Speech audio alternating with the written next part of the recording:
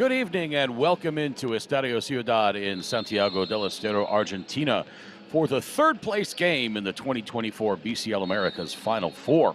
Alongside Andrew Hunt, I'm Craig Feta, and we're so glad you can be here. Wherever you're tuned in from around the Americas or around the world, in the USA on the FanDuel TV platform, in South America on DirecTV, and around the rest of the world on the BCL Americas YouTube channel. Andrew, the third place game, neither of these two teams wanted to be here, but both first-time participants in BCL Americas play should be proud to have made the Final Four. How do you get up for playing for third when you have so much disappointment carrying over from less than 24 hours ago? Craig, I don't really think it's hard at all because you're both disappointed, and this is for sure your last game that you're going to play in the tournament. So you still want to go out on a win, even though it's not for the championship. It's only for third place. A win is a win. You still feel better.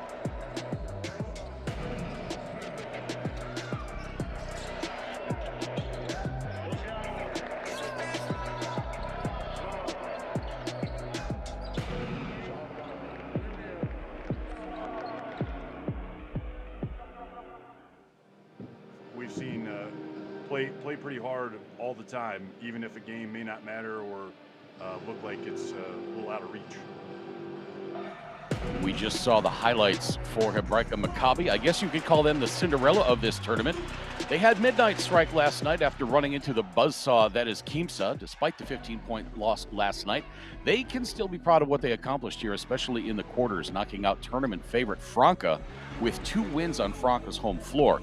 They have to find a way to reimpose their will and get the ball inside tonight, something they were not able to do against Kimsa last night. Right, there was a little bit of, I think, somewhat uncharacteristic foul trouble. We kind of talked about they're almost always in, quote, foul trouble. But last night, Hassel getting in foul trouble just really took him out of the game. And they were still kind of hanging around while he was in.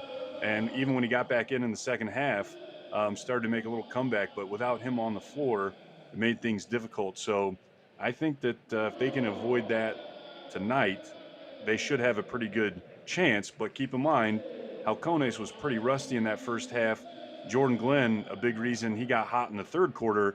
So that kind of maybe shook the rust off. So, you know, they're going to have to bring it right away, meaning Hebraica Macabi, because I think Halcones will definitely already be ready to go. Saw the highlights a moment ago for Halcones. Halcones come into this one after an absolute heartbreak last night against Flamengo. Halcones trailed by 18 points in the third quarter, and then Jordan Glenn lost his ever-loving mind, scoring all 26 of his points in the second half. Halcones actually took a 5-point lead in the fourth, but Flamengo battled back and held off another furious comeback to advance. Andrew, this Halcones team is fun to watch. You just wonder what could have been if it had not been for that terrible start last night. Right, I mentioned the rust that they hadn't played since the quarters, if I'm not mistaken. So right. That's just really tough. You try to make things as competitive as you can in practice and everything, but even then, you probably, it's just hard to go against. You don't have 10 starters on your team. So this starting 5, usually in my experience, I'm going to split up my starting 5 and kind of, you know, place them. But even now, you're playing with a guy that may not get much playing time in a real game and may not be as familiar with the offense or what have you, may not be as skilled. And so it's hard to kind of gel and do that. So difficult. You either play your starters against the bench, and you would expect your starters are usually going to, you know, win pretty handily, or you split things up to make it more competitive. Well, now I'm not playing with the guy that I'm normally going to be making passes to shoot a 3 or into the post and whatnot. So that's just a difficult situation to try to overcome. Like I say, though, it seemed like they knocked that rust off via the third quarter last night. And I think today, I wouldn't expect them to have to wake up at all. They're ready to go quarter one. Halcones being introduced onto the floor now. As we compare the two teams, the one number that really pops out, as it always does with Hebraica Macabi, their lack of bench scoring.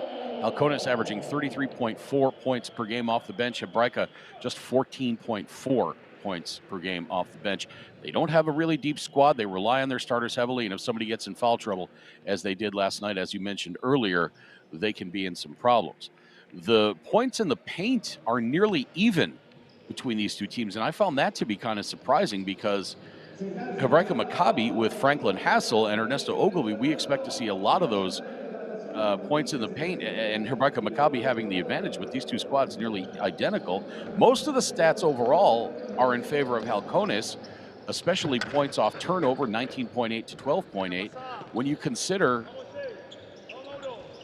that Hebraica only averages 2 more turnovers a game, that's showing me that Halcones really takes advantage of other teams' mistakes.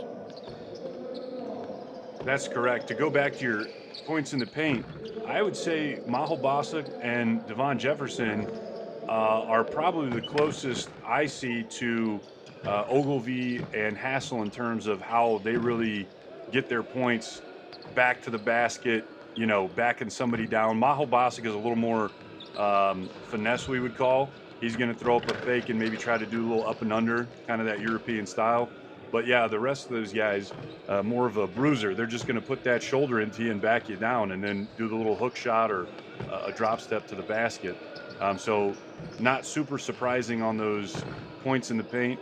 But I'll say again, I mentioned this last night, and any of our viewers can kind of take a look at this.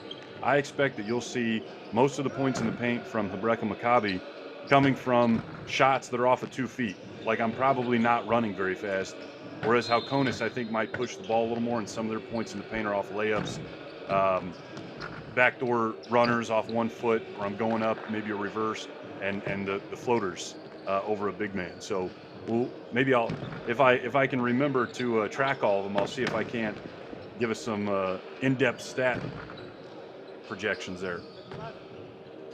Saw the starting lineup for Leonardo Silverstein and Hebraica Macabi just a moment ago. Same starting 5 as last night. Juan Ducasse, Franklin Hassel, Luciano Perotti, Jordan Williams, and Ernesto Ogilvy. As we look at the starting lineup for Halcones, it's going to be Glynn, Bejarano, Elsener, Maho Bosick, and Stoll. So different starting lineup for Paco Olmos. From last night, he's starting Bejarano and Elsener in place of Taylor Fernandez and Gabriel Giron. Neither Fernandez nor Giron particularly effective last night. Bejarano had 23 points, 5 rebounds, and 2 assists against Flamengo last night in the loss, so he definitely earned that starting spot. Jordan Glynn, of course, 26 points on 6 of 8 shooting from 3-point range. He also had 9 rebounds on the game. Paul Stoll, a little bit surprised to see him in the starting lineup. He was 0 for 4 from 3-point range. In fact, 0 for 4 overall. He only had 1 point, but he did dish out 10 assists, and he played some very good defense against Flamengo. So perhaps Paco almost putting him in for other reasons than his scoring. He's one of those glue guys, somebody that provides stability. And I mentioned this with some of the players I mentioned yesterday. When they're on the floor, you don't necessarily see it on the stat sheet, but there's just things they do that, as a coach, I feel comfortable having them on the floor. I like seeing them out there and knowing that they're taking care of the ball, or, you know, telling my other players something that they see. And yeah, those assists, that's a stat that is tangible that everybody can get behind. And one thing too, you mentioned Bejarano. Correct me if I'm wrong, or if you recall, was he the guy that got injured, like hurt his foot in the quarterfinals? Tried to come back and just really wasn't going to be effective. Was that him for Halcones, or do you recall? I don't recall. I think you may be right, but I'm not 100% certain. There was somebody that was really having a heck of a game, came down on a foot as somebody closed out for a 3-point shot. They came down, twisted their ankle, and they played a decent amount, went back to the locker room, came back out, tried to play, and it was like, come on out of the game. So they were fighting for it. I thought maybe that was Bejarano. If it was him, it's good to see that he's fully recovered, which you would expect if it was not a serious injury. Yeah, so good to see him back in the game if that is him. I don't know if I can figure out who that was exactly or not. Ball's in the air, and we are underway. Our officials tonight, Roberto Vasquez of Puerto Rico, Carlos Peralta of Ecuador, and Christian Paez of Ecuador. And it's Franklin Hassel in the paint early. Love to see it. Yep.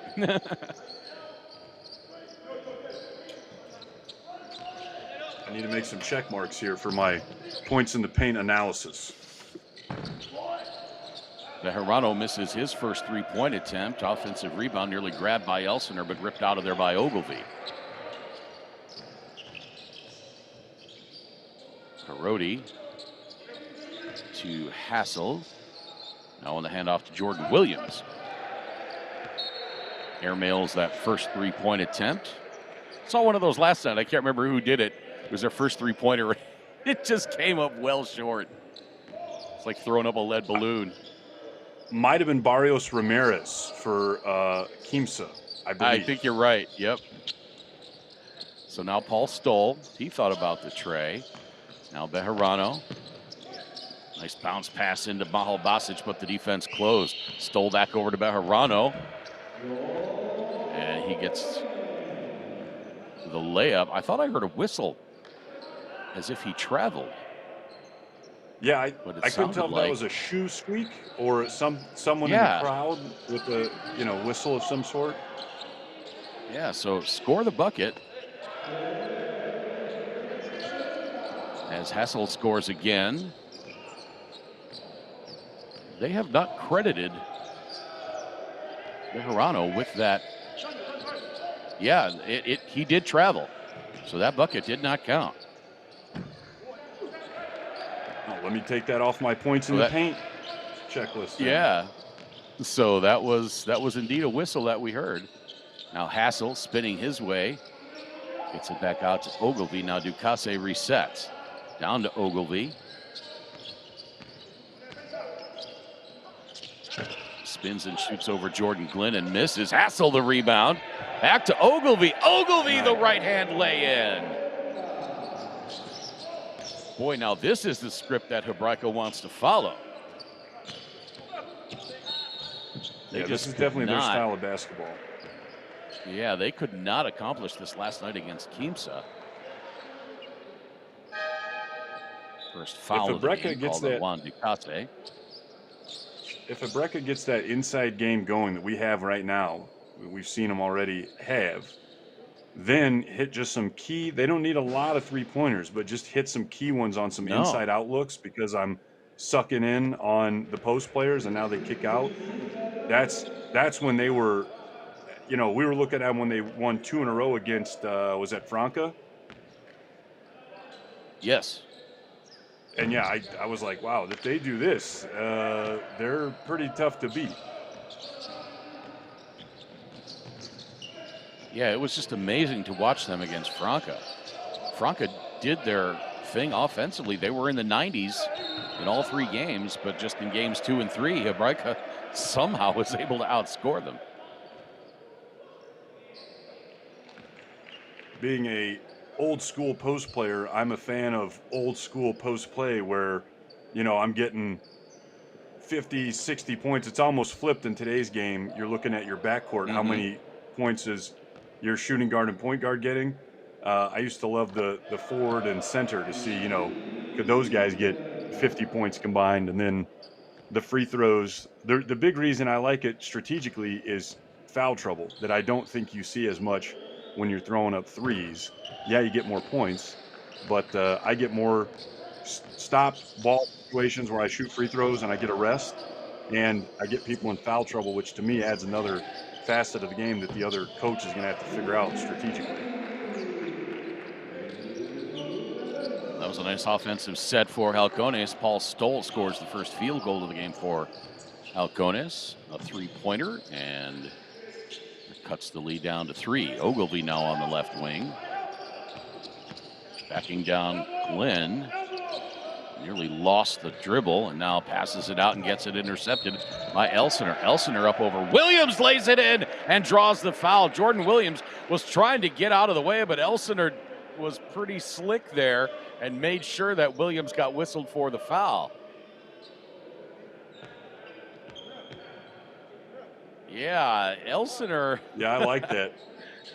Yeah. You see how he leaned to his right for what appeared to be maybe no reason, but as a ref from behind the play, that can signal contact. That's some veteran stuff right there. Lead down to 1. Yeah, that was pretty crafty. Now Hassel on the left side working his way in. Devon Jefferson guarding him, 3 short. I like that Halcones matchup. looking for their first lead of the game. Yeah, Hassel and Jefferson, that should be fun to watch. Right. Now Jefferson Two has it, big bounces it guys. out to Stoll. Ooh. And he stepped on the sideline. So a turnover by Jordan Glenn.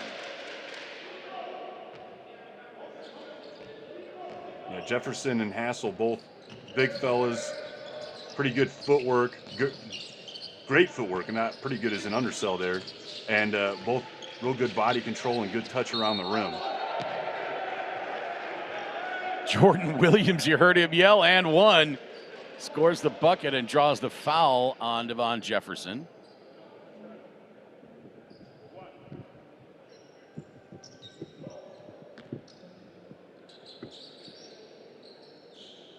So Jordan Williams coming into the Final Four, a 90.5% free throw shooter, completes the 3-point play there and gets the Hebraica Macabi lead back to 4.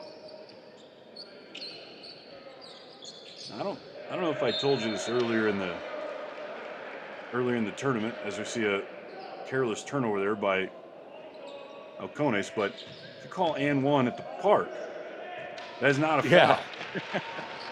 You got to call foul if you want the foul. And 1 is just, if you call the and 1 and you miss, you better get back on defense because ain't nobody stopping for it.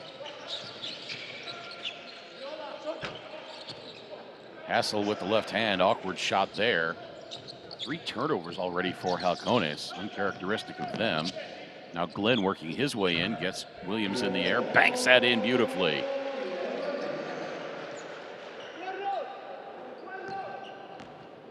So Jordan Glenn has 2 more points tonight than he had midway through the 3rd quarter last night when he exploded for 26 points in the second half as Perotti's 3-point attempt comes up well short. I think with Glenn, you know, he scores so well, and I've been trying to analyze, like, what is it about him that causes that? And I just think he's really great at squaring up to the basket and keeping his form good. He doesn't lean a lot or anything. He's usually straight up, straight down on all of his shots, which is very consistent. Perotti from 18 gets the lead back for Hebraica after the long deuce by Bejarano.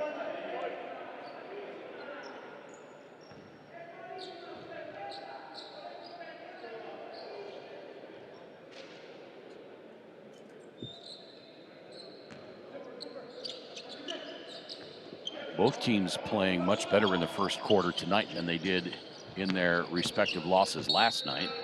Now Devon Jefferson bumped out of bounds by Franklin Hassel. And that's his first foul.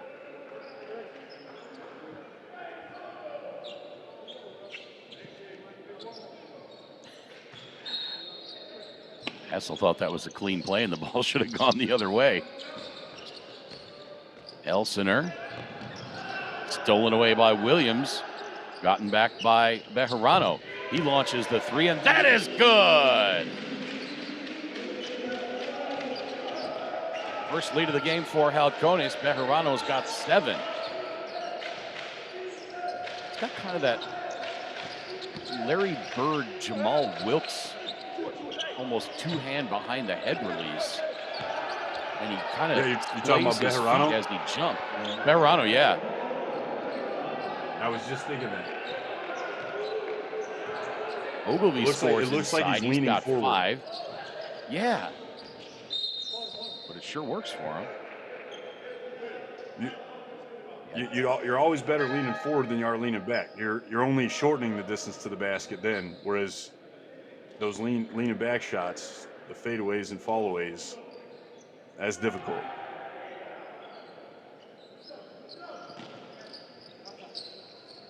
Which Larry Legend can make all those too, by the way. Oh, yeah. Jefferson trucks his way into the lane, lays it in with the right hand. Nicely done by Devon Jefferson. Oh, we've got a back and forth battle now inside 3.5 minutes to play first quarter. Peroty's floater is up and good. Luciano Peroty has 4. Stoll dishes it out to Bejarano. His long jumper missed. Rebound Hebraica Macabi. Ogilvy, floater from 14 won't go. Ball's out of bounds, and the call is Halcones ball. Hebraica doesn't like it. It almost looks like Bejarano also, when he elevates, he's got his hands like on the sides of the ball to shoot. Like he doesn't have one hand in that classic shooter position with the elbow underneath. He's got his hands like on the sides of the ball almost. That time I'll check the hands next time he shoots. Your own missing, yeah. Of course, he's out of the game now, so you can't check that. Oh, no, he isn't there. Williams hits the trade. He got the lead back to 4.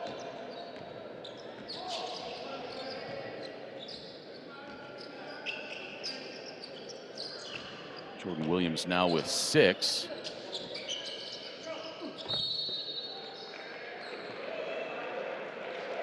That little jumper is good, and they got Peroty for the foul on the bucket.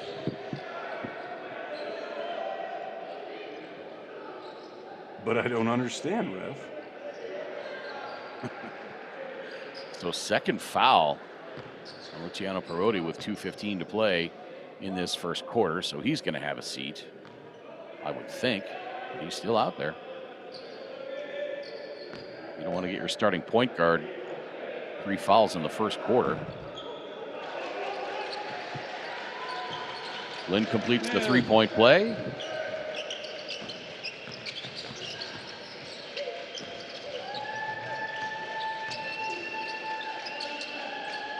Now Peroty for 3. Splash!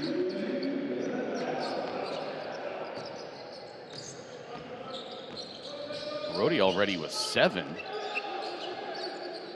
He had 14 last night against Flamengo.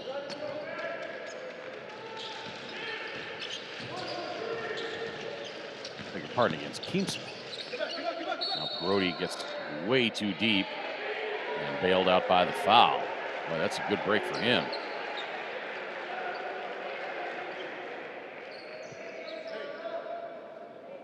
Jefferson a little too reachy. Now Hassel from about 15 feet, no good. Glenn tips the rebound. Gets it to Cubion. Cubion to Giron, back out to Cubion.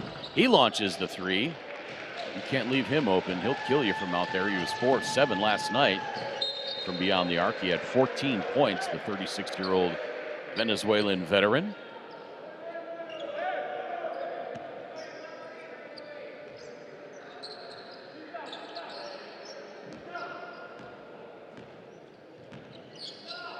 Coming up on 1 minute to play in this first quarter. It's been a seesaw affair.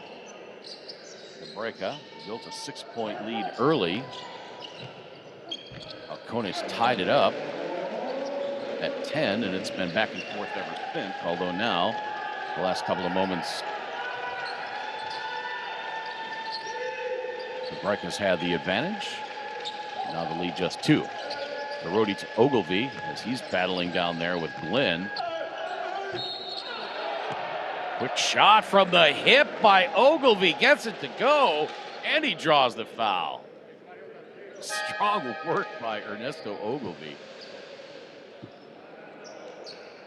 He's going to go to the free throw line. It's a 73.5% free throw shooter coming into the Final Four. He's 1 of 2 from the stripe tonight.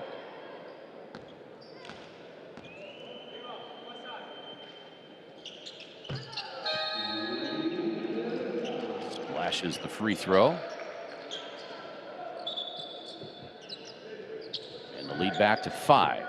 Ogilvy has a seat. Well-earned rest after playing 9 minutes and 19 seconds in the first quarter. Now Giron over to Glenn. Now Cubion between the rings. Glenn thought about the 3, got it over to Cubion, and now Bejarano.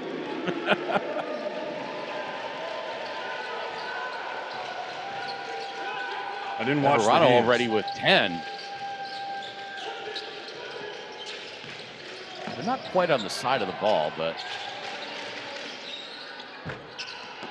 that 3, no good to the putback. Would have counted for Haller had it gone. The first quarter comes to an end with Hebraica Macabi on top by 2, 25-23 in the third place game at the 2024 BCL America's Final Four Championship Tournament. Alongside Andrew Hunt, my name's Craig Feda. Been an entertaining game so far. Hope you've been enjoying it. There you look at the shooting numbers. Individually, Daniel Bejarano for Halcones already 10 points on 4 of 6 shooting, 2 of 3 from the arc. Jordan Glenn has 5. Von Jefferson 2. Alexis Elsener 3. Paul Stoll has 3. Von Jefferson also has 3 assists. Go figure. Hebraica Macabi. Jordan Williams has 6. Franklin Hassel 4. Ernesto Ogilvy 8. And Luciano Perotti has 7. Ogilvy already with 4 rebounds for Hebraica. And I think both of these teams so far, Andrew, they are playing the games they want to play. Hebraica's getting it inside. Ogilvy and Hassel, although Hassel, I think Hassel scored. Yeah, he's got 4. So between Ogilvy and Hassel, they've got 12 of the 25 points. And yeah, I mentioned for Halcones, you've got Jordan Glenn and Daniel Bejarano doing it from outside. Yeah, just like I mentioned at the beginning of the telecast here, is both teams kind of didn't do what they wanted yesterday, and had been, away from the tournament since the quarters, and that was a nice little warm-up game. Unfortunately, the warm-up game got them to the third place game. They would have loved to have win. There we get a nice replay of Bejarano and his shot style. But yeah, this is pretty typical of how we see these teams play when they're at their best. So nice to play your game for the last game of the tournament as a consolation. Once again, welcome into all our viewers around the Americas or around the world, in the USA on the FanDuel TV platform, in South America on DirecTV, and around the rest of the world on the BCL Americas YouTube channel. Welcome in. He's Andrew Hunt. I'm Craig Feda. We've got one more game after this one to put a bow on this outstanding 2023-24 BCL Americas season. It's going to be Quimsa and Flamengo, two former champions of this tournament. They'll be getting underway at 10:10 p.m. local time, 9:10 Eastern Daylight. It'll be a late one here in Santiago del Estero, but I'm sure the local fans don't mind waiting up to see if Quimsa will bring home the big trophy. Williams off the square. It will not go, but he draws the foul.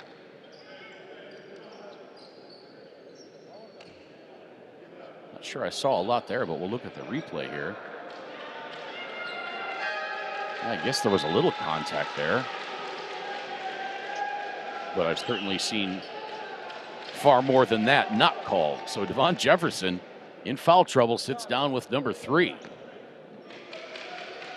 has a situation where it's just tough to be in position as the defender because the ball, gets back inside. I don't remember if he lost the ball, but it goes inside Yeah. and then right back out to Williams for that quick up and under, and you jump and you're out of position. Now you're a target for a foul.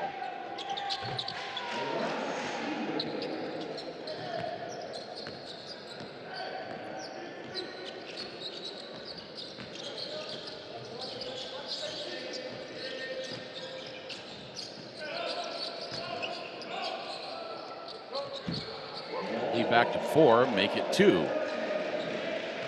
As Glenn scores again, he's got 7. Williams now picked up by Heron. Heron gives him the left side. Oh, Jordan Williams says, all right, I'll shoot that.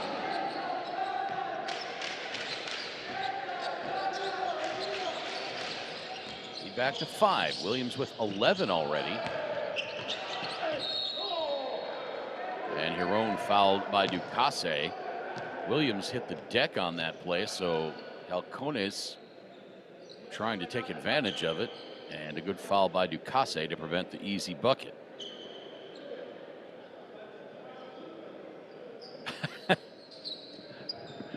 I think Williams was almost expecting somebody to be behind him. And there was nobody home, and he just sat down.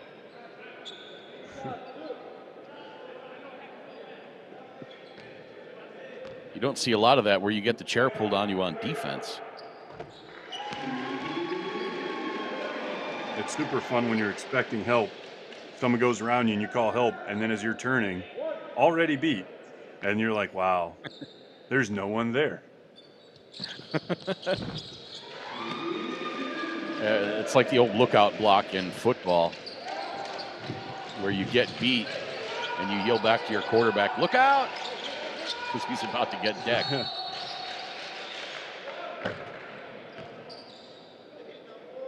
feel like they should develop a code word for that. When the quarterback hears that, look out, run. Yeah. What if the defender starts yelling it though?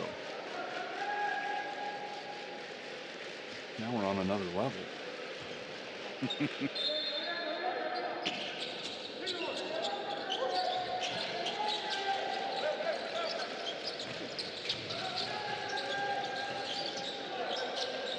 Bavosi gets it to Hassel. Hassel, back to Bavosi. As the shot clock winds down, Bavosi from the baseline.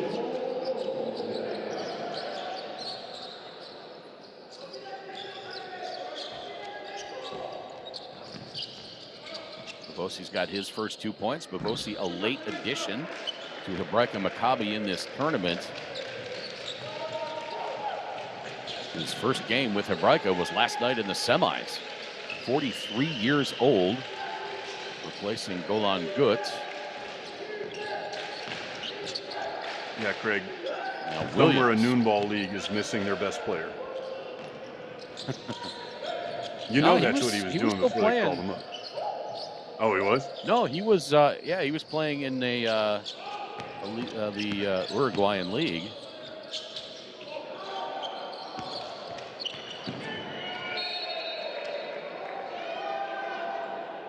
Yeah, he's with Cordon right now.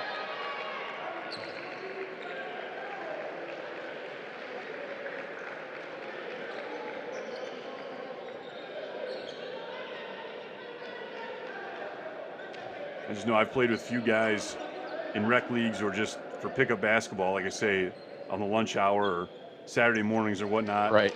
And they were guys that played pro at some level, and now they're up into their 40s and 50s, and they're still giving me the business. And I'm like, come on, what is going on here? I was like, you could still play at maybe not where you were previously, but somewhere you could still, you could still do it.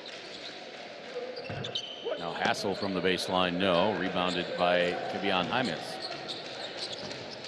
Yeah, 43-year-old Federico Bavosi having himself a decent year, averaging 9.4 points per game for Cordon. 4.2 rebounds, 3.8 assists. I'll take that from my 43-year-old sub. I'd take probably being able to run as much as he does if I were him. Yeah.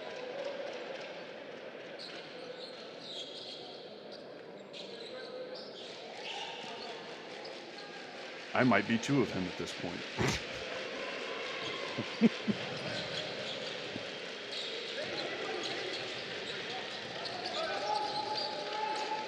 You know, Craig, if he had to carry himself, you know, another person just the size of him, he probably wouldn't be able to run up and down the court either. So we're probably about the same.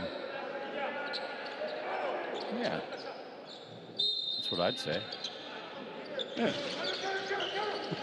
It's math. Lead still at 5. 32-27, coming up on 6.5 minutes to play in the second quarter. Ogilvy commits the foul. Halcones wants it and unsportsmanlike. We'll get a look at it here. I mean, I think the replay confirms. When I saw it in real time, I thought it was Ogilvy. The ball kind of goes back around him or whatever. He turns around like, oh, let me try to get it. As he's reaching out, here's Stoll that's already collected the ball and quick reach in, thinking he's going for the ball, hits a player. No big deal. Looks like they agree. Now Martin Fazio into the game now, 21 years old, did not play last night. And he's only played in one game. He scored 6 points against Flamengo.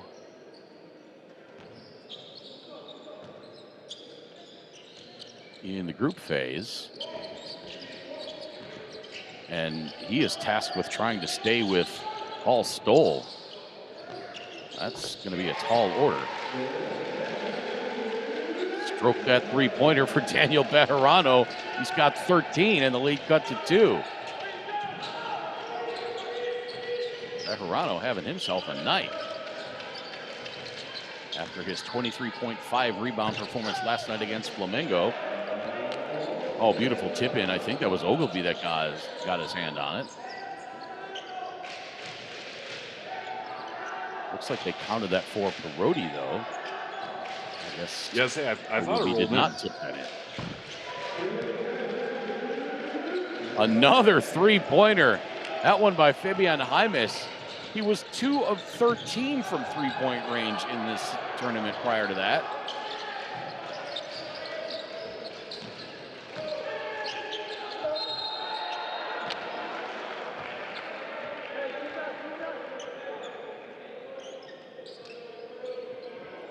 Alexis Elsener commits his first foul as Ernesto Ogilvy goes up, and he'll have a chance at a couple of free throws. You can see the disbelief of the bench and Leonardo Zilberstein that ball did not fall through the cylinder. The physics of a basketball going through an iron hoop astounds me sometimes. Like, it looks like it's more than halfway through, but somehow, because of the spin on the ball and the way it encounters the inside of the ring, the inertia spins it back up and out. I'm just like, how, what? You want to have a few words with Sir Isaac Newton. I was getting ready to say, this sounds like a sports science topic we need to record. Centripetal force and everything, you know?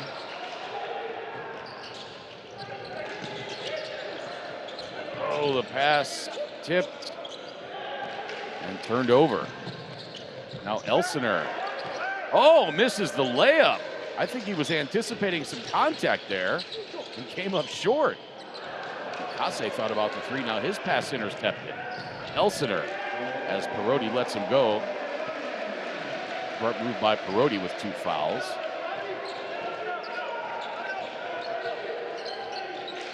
And the lead cut down to 1. Coming up on 4.5 minutes to play, second quarter. Kase for 3. Nope. Rebound tipped and then grabbed by Ogilvy. Hits the cutting Ducasse off the square and in.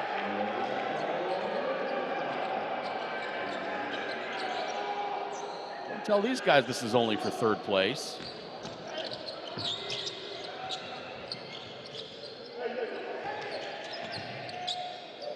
Elserner now picked up by Fazio.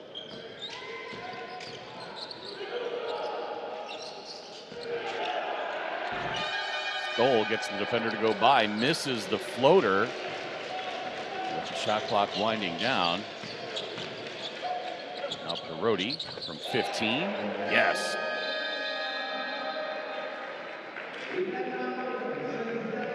Lead back to 5, and Paco almost wants to talk things over with 3:49 to play in this second quarter.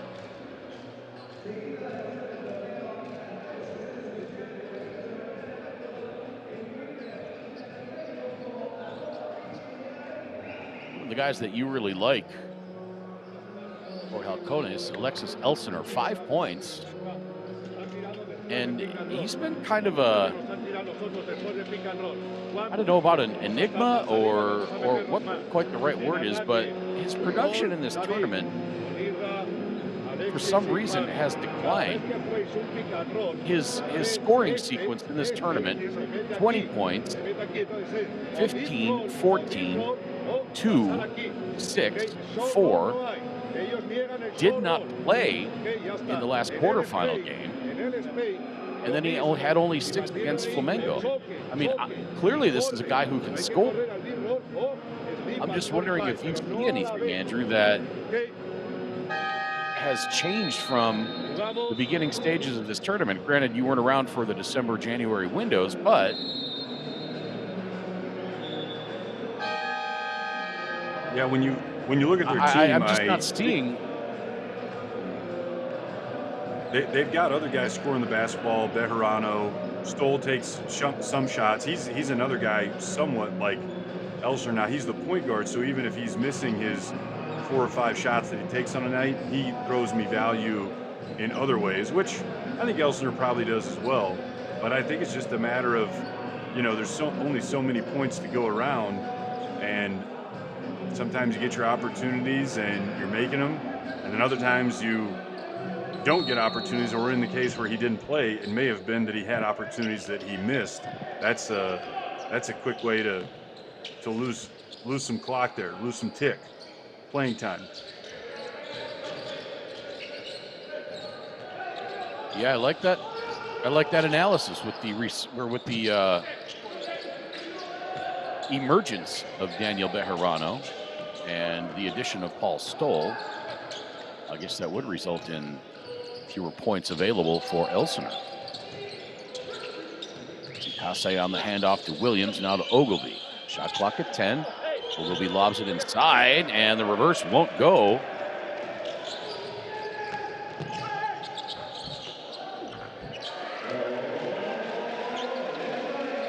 And then Fabian Jaimes scores at the other end. Jaimes now with 5. He's already got more than his tournament average of 4.1 points per game. Now Williams, the long three-pointer from the left wing is good.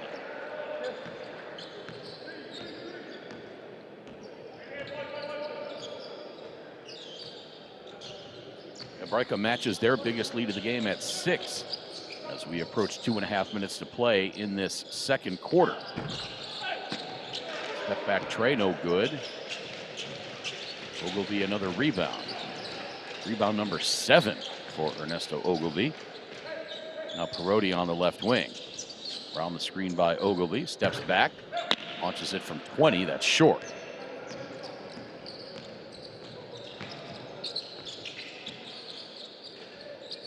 Ogilvy having a very nice game, 10 points, 7 rebounds already. You would think by accident he would get a double-double in this one. With 7 rebounds already.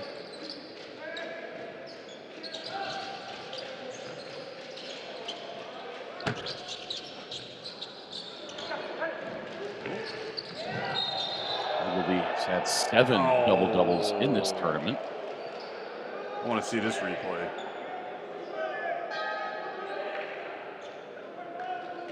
Martin Fazio commits his second foul.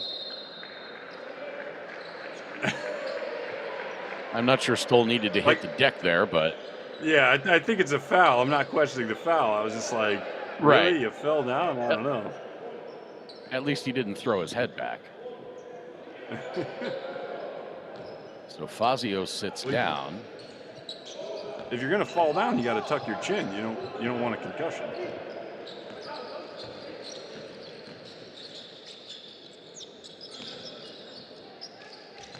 Stoll. Oh my! Beautiful fade to Israel Gutierrez. And Gutierrez just destroys the rack at that end. And that prompts Leonardo Silverstein to call timeout. Israel Gutierrez did not play last night against Flamengo. He's only played a total of 6.2 minutes in this tournament. Getting some time here and absolutely hammers it home. Interesting rotations that we're seeing in this game so far, Andrew. We're seeing Martin Fazio into the game for Hebraica, who did not play last night and very sparsely used, only played in one game. And we also say Israel Gutierrez, who's only played a total of 6 minutes in this tournament. Yeah, I think that maybe, I would assume, I guess it could be, hey, let me try some new stuff, because it's not to say the game doesn't matter, but you're wanting to win the championship, you're not winning the championship. So third, fourth place, again, still a win. But I would imagine it's more, hey, let's get some guys in there to get some playing time, more than it would be a fact-finding mission to see if I can. I don't know. Either way, I guess I'm all about it. I like to, when I'm coaching, when I get an opportunity to kind of probe another team to see how a lineup that I have that I've maybe messed around with in practice and had good things happen. Let me throw them out there against an opponent and see how they do. Mm-hmm. Especially with younger players. Not that Gutierrez is a younger player, 31 years old, veteran of the Mexican national team. But Martin Fazio, 21 years old. You may see some other younger players into the game. Joaquin Asin of Hebraica Macabi, just 20 years old, did not play. He's only played in one game. Lautaro Viatri, 18 years old. He's played a total of 19 minutes in this tournament, scored 2 points. Santiago Calimares, 20 years old for Hebraica Macabi. Maybe we'll see those guys into this game.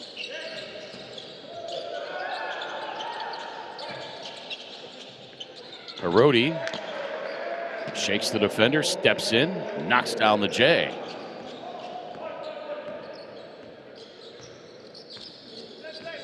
Gets the lead back to 6. We're inside of a minute to play in this first half. Stoll. His pass tipped, but caught by Elsener. He puts up the 3. That misses, finally.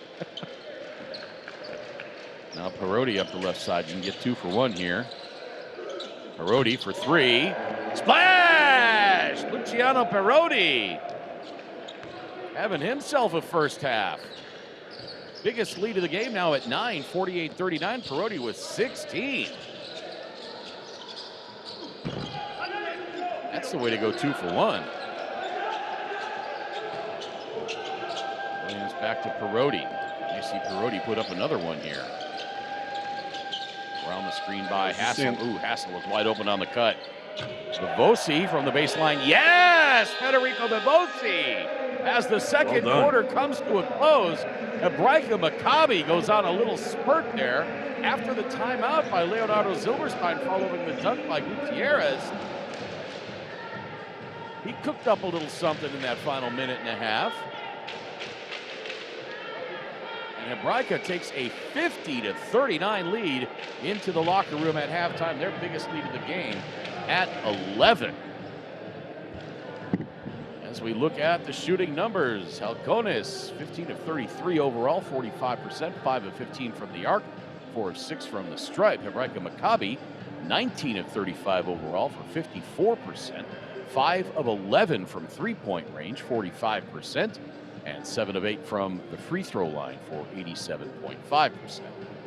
Huge rebounding advantage for Hebraica Macabi in that first half, 24-13. Hebraica just 5 turnovers in that first half. Halcones 4. All of those, I think, were in the first 5 minutes of the game.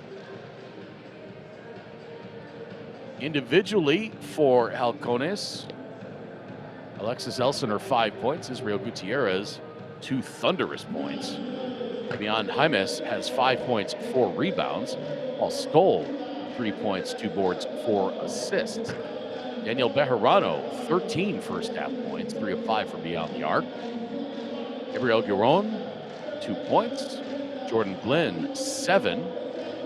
Glenn also with 2 rebounds. Von Jefferson 2 points, 3 assists. Rashid Mahalbasic has only played 2 minutes and 17 seconds of this game. He started, came out, and has not come back in. For Hebraica Macabi, Federico Bavosi starting to get into the flow of things.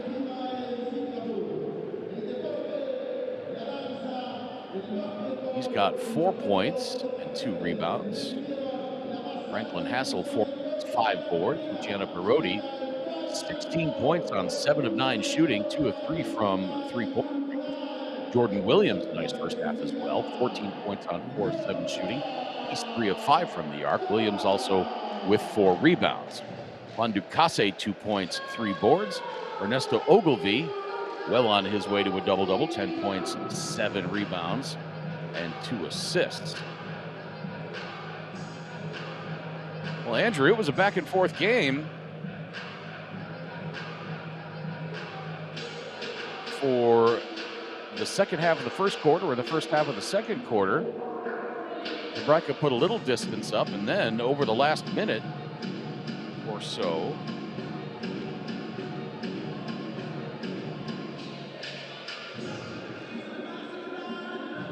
a 10-2 run to close out the quarter. That's how you like to do it going into the locker room. Yeah, and they kind of did what I mentioned earlier of they had that success inside, even though I wouldn't say they've been doing as much inside as typically. And we had Perotti, who did something I mentioned last night that we've seen him do in this tournament, just getting hot and making shots. And that is the time. This guy, Jordan Williams, another guy that can shoot from the outside. And he's more consistent than Perotti. Williams is normally getting his points, even if they might not necessarily be off 3-point shots. But he's definitely a capable shooter. But yeah, when they're hitting on all cylinders like that, inside and outside, they're pretty tough to beat.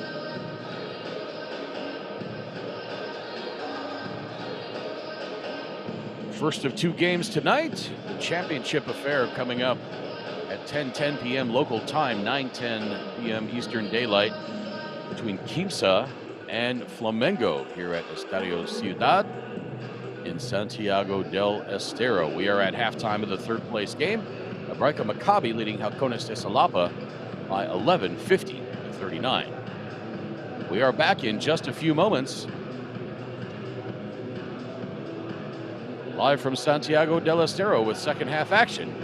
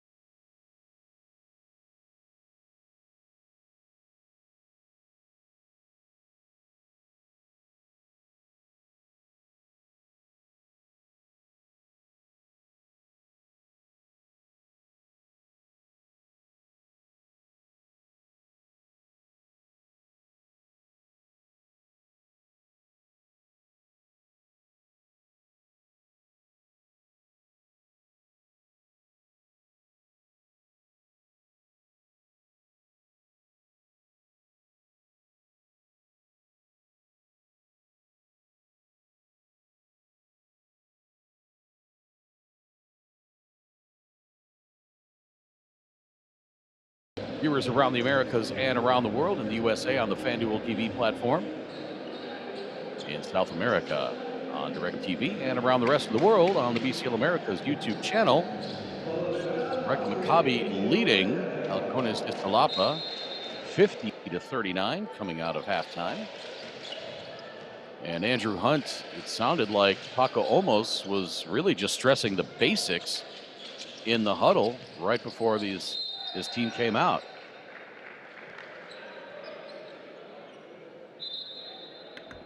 Yeah, he talks about that pick and roll and getting his players off. Yesterday we were listening in, and it sounded like after their initial entry, they're kind of breaking down. And, so he's usually giving a reminder for that kind of stuff to go through your entire series, even if your first look isn't there.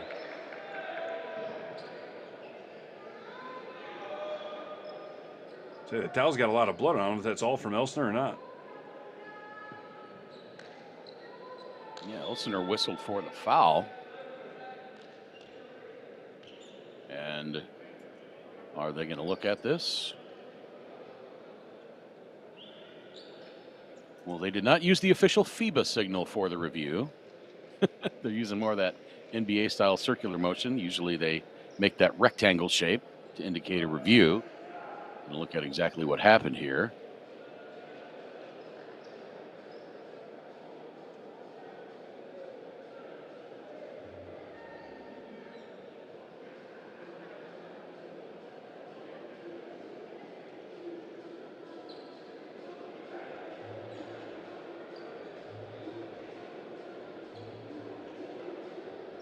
Again, the championship game between Quimsa on their home floor and Flamengo will take place.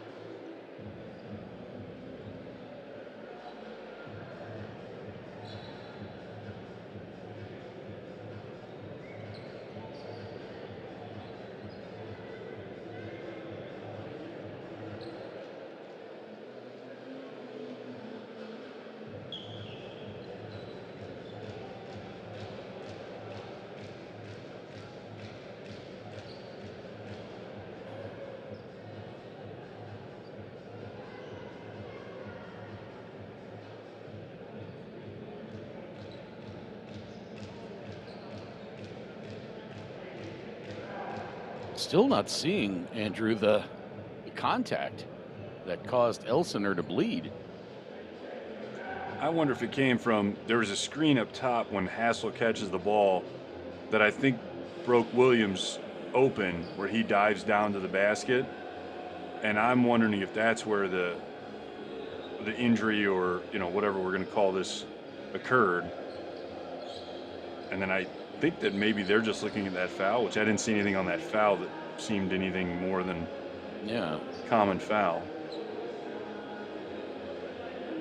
Maybe because of the injury, they're trying to see if there was something flagrant that occurred to cause it. That's the only thing I can think of.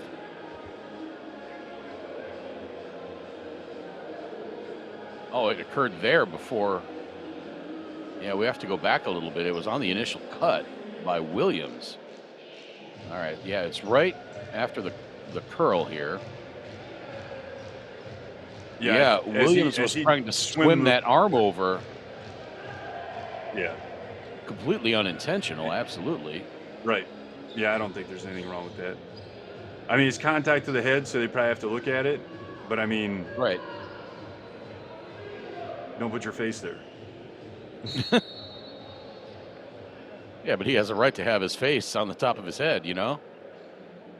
Correct. I mean, he's got a right to the space.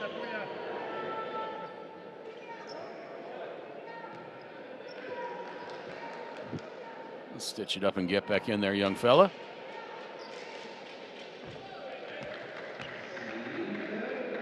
Meanwhile, Jordan Williams hits the free throw. I want to see who the foul was called on then.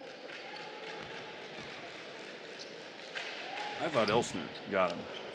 Yeah, it was Elsener. So the foul was after the contact to Elsener's head.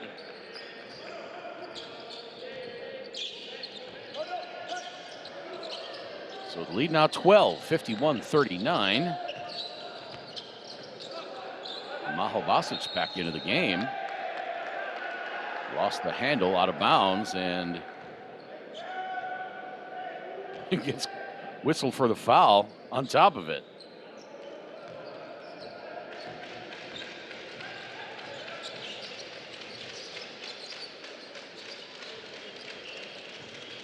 I don't know if he got called for the turnover and the foul. The Perotti launches a three. That misses. Saved in bounds. Nicely done. All stole with it. That was Bejarano, by the way, that made that great save. Now Maho Basic working on Hassel. Hassel pokes it out of there. Saved by Perotti. Perotti over to Williams. Drives baseline. Hangs from the baseline. Yes! Gorgeous shot by Jordan Williams. He's got 17. Gives a little float game going down the sideline after the shot. Stoll's rebound, or rather Stoll's shot comes up short. Another rebound for Ogilvy. That's number 8. Ogilvy's floater misses, but he gets another rebound, number 9. Williams for 3. Splash! And Paco almost takes time out. Williams has 20.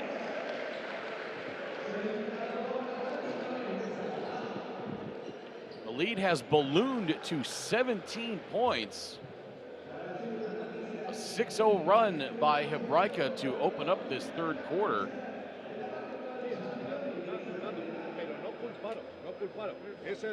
And Paco almost has to stop the bleeding, literally and figuratively, on his bench.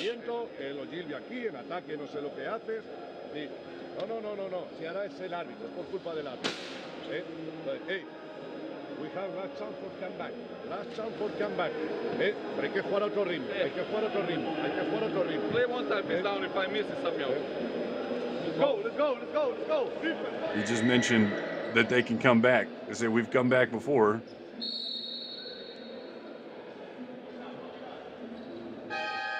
Hebraica Macabi in the midst of a 16-2 run dating back to the latter part of the second quarter. So Hebraica clicking on all cylinders right now. This is the team that we saw against Franca. Right.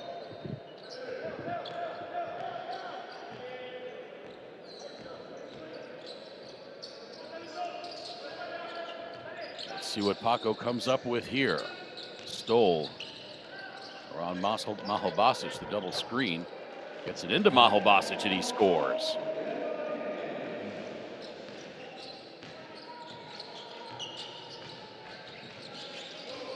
Trying to use that horns to get Maho Basic freed up. Got the pass inside to him. Now Hassel turns it over and it's a 3-on-2. Giron off the window and in. And now Hassel looked like he was grabbing his want leg. timeout? No. Yeah. And he's calling for a sub.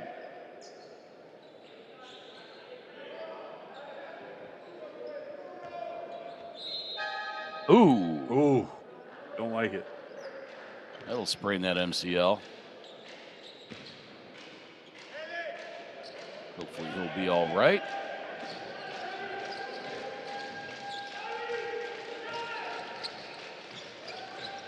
Yeah, sometimes those painted logos, if they're not painted, if they're a giant sticker on the floor, they have a little bit different of a feel than the wood. And the grip characteristic is a little different. And so you may be expecting to come down and have more traction than you do. And your foot just goes out from under you. We saw a couple of guys wipe out last night. There's Perotti, takes it all the way himself. Nothing doing, but Williams the steal. And the 3 missed. Maho Basic the rebound.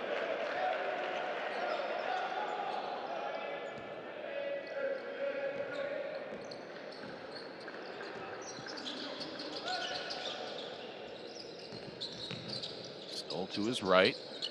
Over to Glenn. Into Maho Basic, back outside to Stoll. Wide open for 3. My goodness. They left him alone like a man with the plague. Stoll with the steal. Could say Stoll stole it.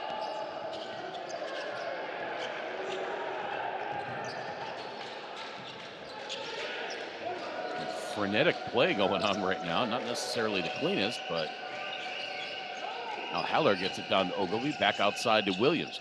He drives, hangs, hits. Good shot. Williams now with 22. He had 25 last night. So he is finishing this tournament with a flourish.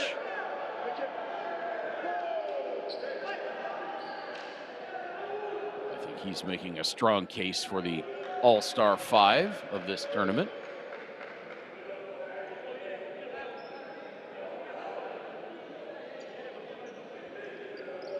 Yeah, it's almost time to start thinking about that. I think I have my own 5, just my own favorites. The guys you like watching? Jefferson, Zezular. Yep. I think some of the names, it's just that you like saying some of the names. By the way, that was a nice bucket by Giron. I like Zezular's name, yes, but the way he plays, he's a athletic. He plays the way I wished I could have once played. Just flying everywhere.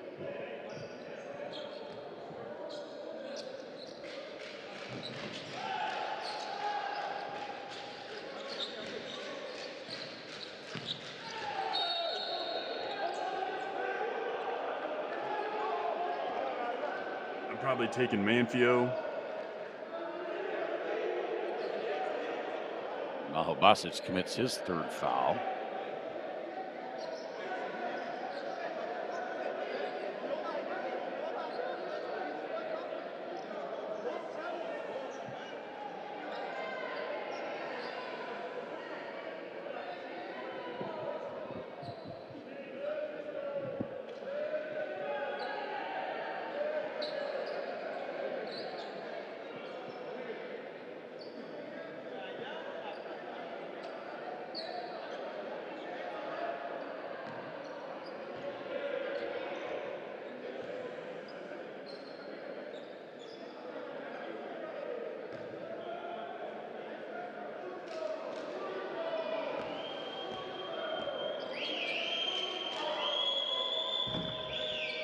After all that, Ogilvy spins the free throw in.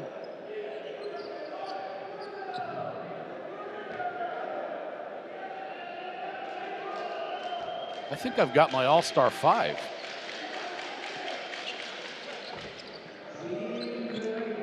Let me think to see if I can.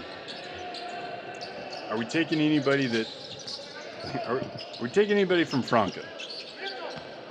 Well, that was the first name that I wrote down, Lucas Diaz from Franca. But Okay. going through the rest of the teams that made it out of the quarterfinals, I think I have 5 other players besides Lucas Diaz. Hassel. Easy. Oh, Bejarano's making a case for it. Yep, you got Hassel. Let's see. Jordan Glenn. No. No Jordan He's like Glenn. next out. Okay. He's a tough omission. I could certainly see the case for having him on there. Then I'm going to say Jordan Williams. Yes. Okay. Let me look at my other teams here. These guys are all in front. I think that's going to. Well, I'm thinking you're Ogilvy, right. but That'll I'm do not it. going to say him. Okay. Nope. He's honorable mention as well, at the least. Absolutely. All right, let me look ahead to our other 2 teams. Who have I got left here? We've got Kimsa and Flamengo.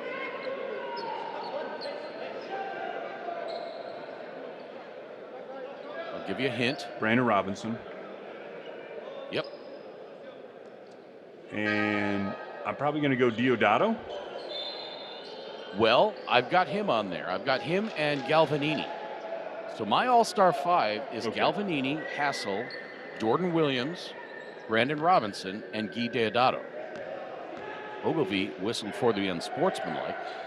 But I could see Ogilvy maybe in place of Deodato. I could see Diaz. I could see Glenn.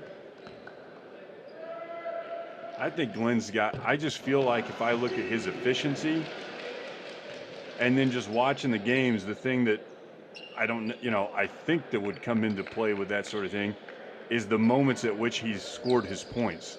He has had some clutch comeback, end of game type baskets that are worth more than the points they scored. The momentum change from when he gets going. Hebraica. While we were yakking on about the All-Star 5, Hebraica cuts the lead to 7. And now Leonardo Zilberstein wants timeout.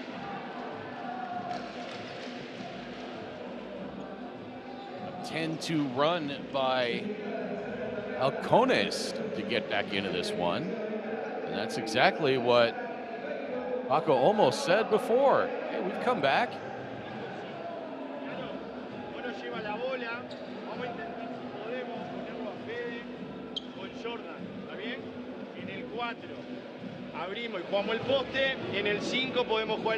The toughest thing for young players that you probably don't see at the pro level as much, which is one of the things I enjoy about seeing the pros, is playing one play at a time. Even if you're down, knowing you need to come back. When you're a college player or young person, high school player, whatever, what we say when we're coaching is don't try to get all the points back at once. If I'm down 10, I can't score 10 points right now.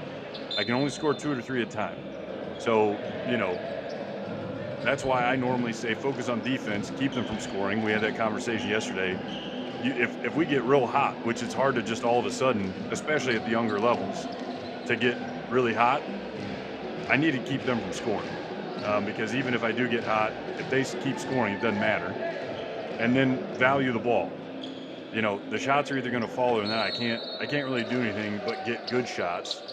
And so the pros are pretty good at not getting too high or too low when they're up or down.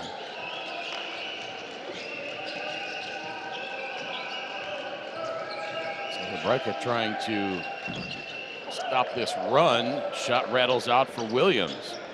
Williams wanted the foul call. One more name to consider for our All-Star 5, and I think it's going to be hard to keep him out, even though his team did not advance out of the quarters. How about Ismael Romero from Real Estelí?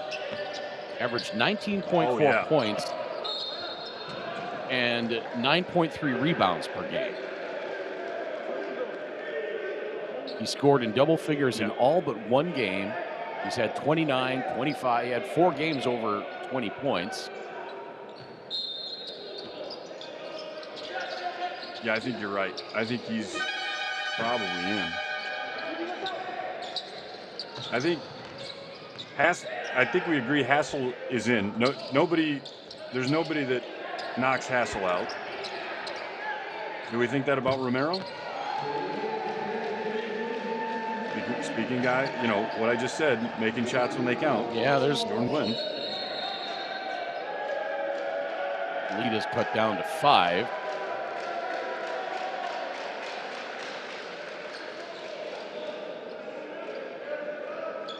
I don't know, Hassel, he had 13 and 8 last night against Keemsa.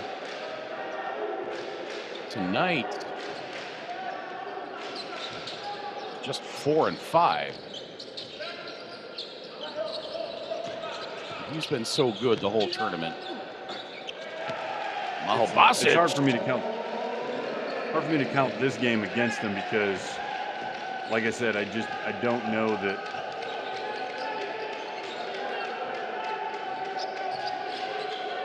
I don't know that the playing, you know. I won't question effort. I still think they're playing. It's just that. Oh yeah. Pass inside to Hassel, intercept. Giron down the lane, lays it in, and Halcones back to within 1. In some of those games they had to win, he would just kind of take over. Here, even if they're down, you know, it can maybe like, well, here, you take it. Oh, yeah, huge three-pointer there by Parodi. He's got 19 now.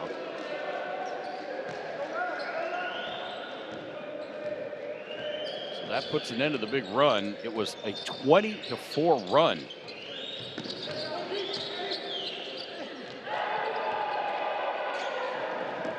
But now you're only down 4, so it's a ball game. Yeah. 2.5 minutes to play, third quarter. I'm gonna have to think about the All-Star 5 and MVP. Brody with the floater between games here tonight. I'm munching on my dinner.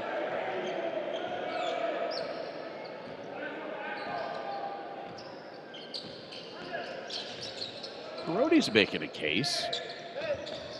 At 26 against Franca in that pivotal game 3, 14 points, 6 assists last night. 21 points tonight. Wow! Paul stole from the seat, and he's got 6 to cut the lead down to 3. Well,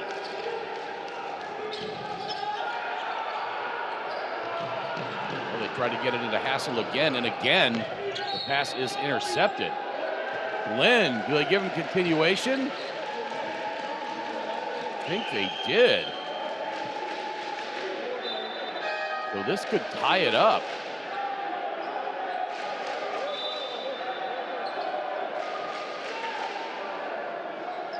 I didn't see the official on the... I didn't really see a travel either. On the signal. Because the 2 players there were... No, the foul occurred before the travel. That foul was I didn't see travel, by the way.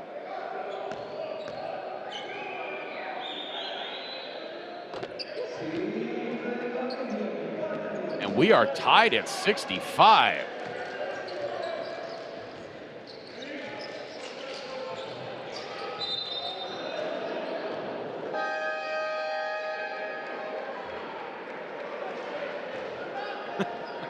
Ball stole, lands on the horn.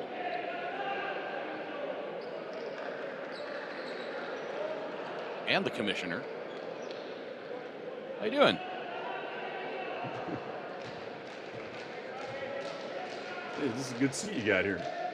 Yeah. Reminds me of the old Bob Uecker commercial. Great seats, hey, buddy?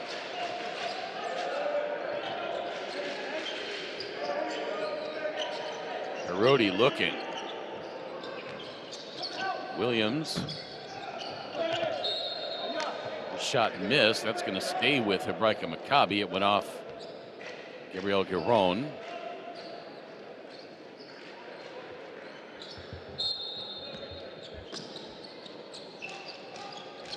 I'm going to want to look at Lucas Diaz's numbers.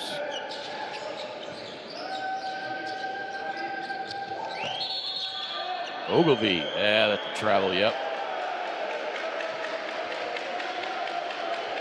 So now Halcones with a chance to take the lead.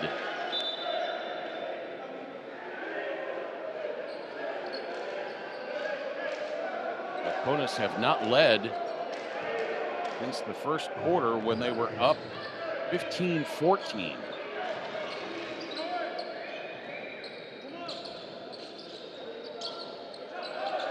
Boy, this Halcones team is fun to watch. Both of these teams really are.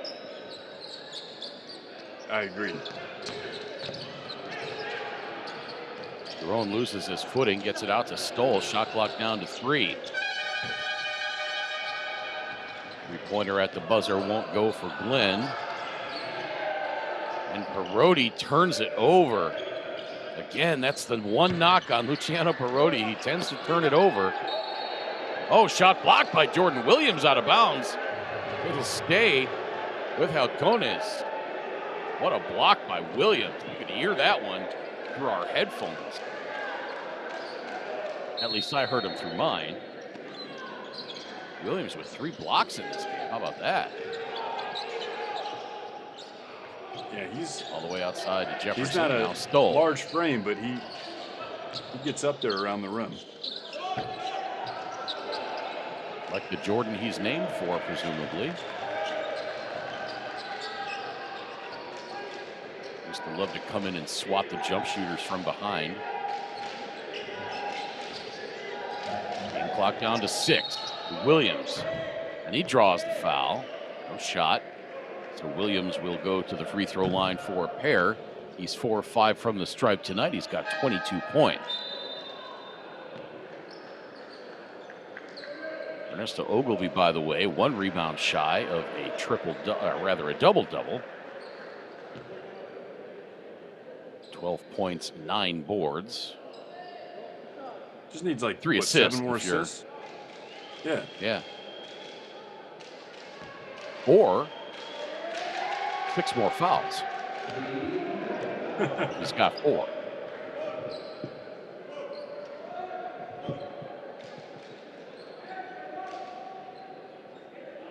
You know, Craig, I think he can do it. Williams hits the first free throw. If given the opportunity, he would get all of those fouls. And books the second. So 67-65. Hebraica for now maintains the lead.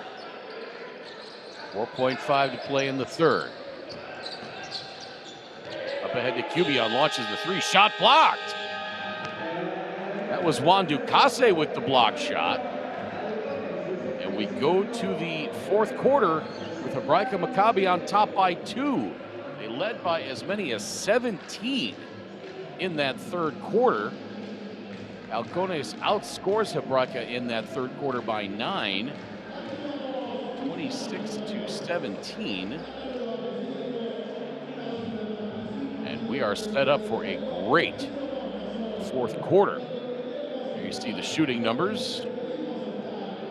Hebraica overall 52%. 7 of 15 from the arc.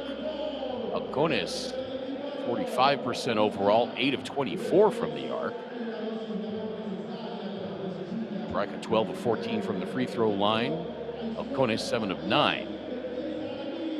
Hebraica again with the big rebounding advantage, 33-23.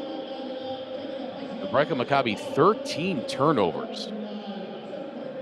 Halcones just 7.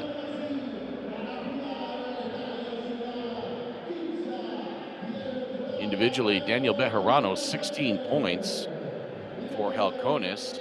He had 13 in the first half. David Cubion has not scored in this one. That's unusual for him. Gabriel Garone, 11 points. Jordan Glenn, 12. Paul Stoll, 6 points, 9 dimes. Alexis Elsener, 5 points. Israel Gutierrez, 2. Fabian Jaimes, 5. Devon Jefferson, 2. Raslid Mahobasic, 6 points, 3 rebounds. For Hebraica Macabi, Federico Bevosi, 4 points, 1 Ducasse, 2, and 4 rebounds. Jordan Williams, 24 points, 4 rebounds. Franklin Hassel, 4 points, 7 boards. Ernesto Ogilvy, 12 points, 9 rebounds. Luciano Parodi, 21 points, 2 rebounds, 2 assists. Rounds out the scoring for Hebraica Macabi. Welcome in once again if you're just joining us. Just about to start the fourth quarter. Hebraica Macabi on top by 2. They led by 17 in that third quarter. Alongside Andrew Hunt, my name's Craig Fada. A big welcome into all our viewers in the USA on FanDuel TV, in South America on DirecTV, and around the rest of the world on the BCL Americas YouTube channel. As Hebraica Macabi turns it over on their first possession of the fourth quarter. Championship game coming up. 10:10 p.m. local time, 9:10 p.m. Eastern Daylight, between Quimsa and Flamengo. Still plenty of ball to be played in this one, though. Ron Jefferson with the offensive foul. Was it Jefferson? Yeah, that was Jefferson, not your own.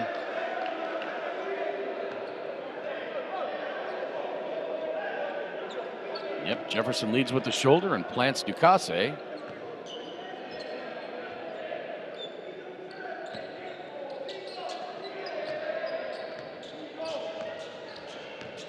Big man Andrew Hunt, what do you think about that call? I think it's the right call. He led with the arm. Might have been sold a little bit by the defender, but that's okay. That's what I would do too. Wow, Bevosi stripped on his way up for the three-point shot. Now the kick out three on the way. Good! Halcones on top. David Cubion, we just mentioned that he had not scored. It's a great time to get his first 3 points of the game.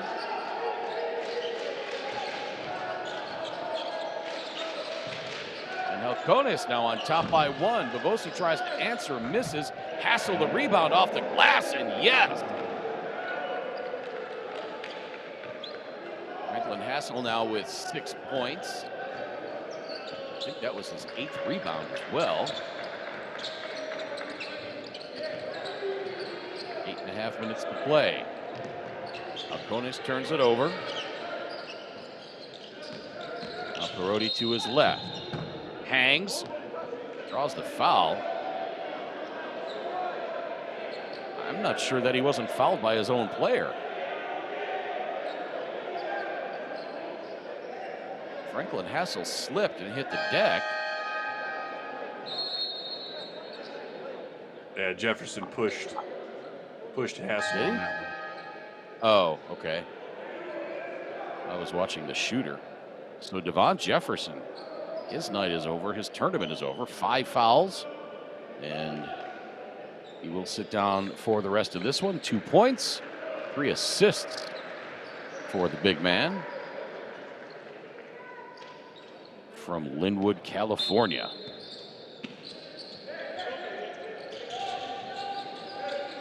Hassel back out to Parodi. To Williams. Guarded by Stoll.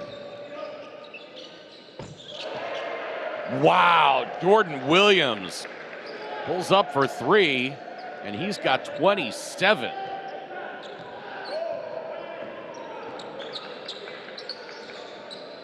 Lead now back to 4 for Hebraica Macabi. I think Jordan Williams has etched his name in stone in the All-Star 5.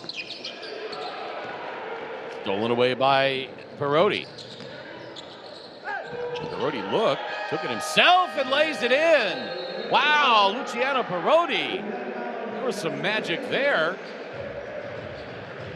The ball looked out the rest of the way himself and a high scoop off the glass, and Paco takes time out before this starts to get away.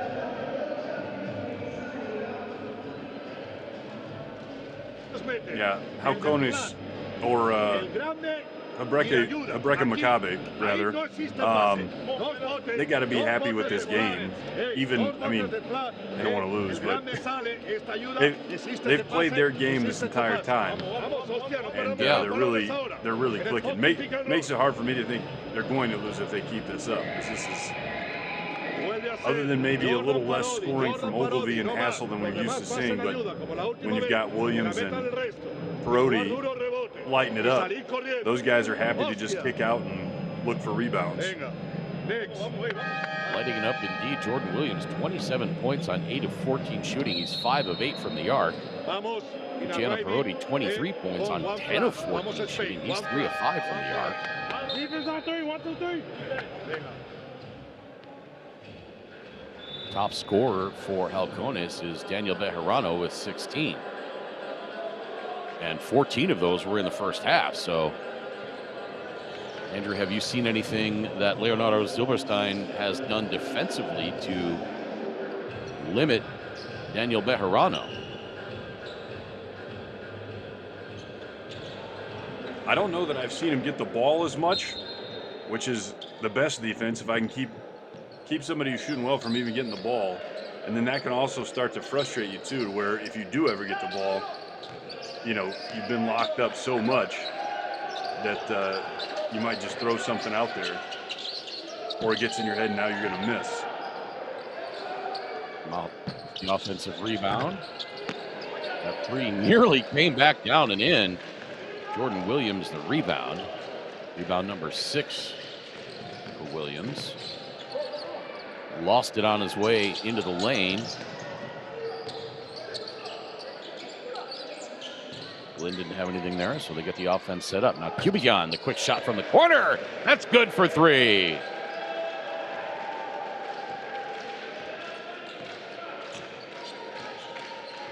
Cubion now with 6 points. You see his last 2 3-point attempts after going 0 for 7. Now Hassel gets it to Williams. His defense slipped and fell. Paul Stoll immediately went over to the referee. To plead his case that he was pushed. But to no avail, and it leads back to 5. Now Basic kicks it out. Your own for 3. Yes!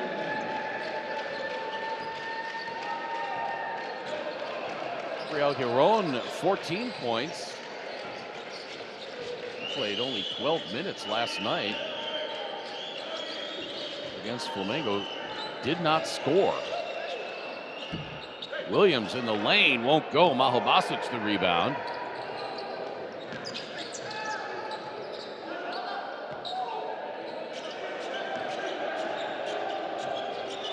Paul Stoll has 10 assists for Halcones. 4 points away from a double-double that way. Coming up on 5.5 minutes to play. Hebraica by 2. Perotti, a little hesitation move into the lane. Shoots it up over Cubion. No. Hassel the rebound. In among 3 players, and he goes up and scores.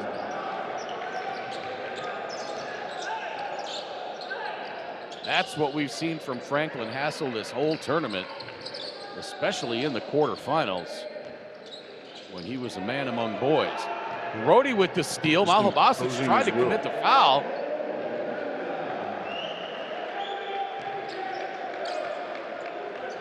And it's a good thing that Maho Basic didn't commit that foul, because that would have been an unsportsmanlike.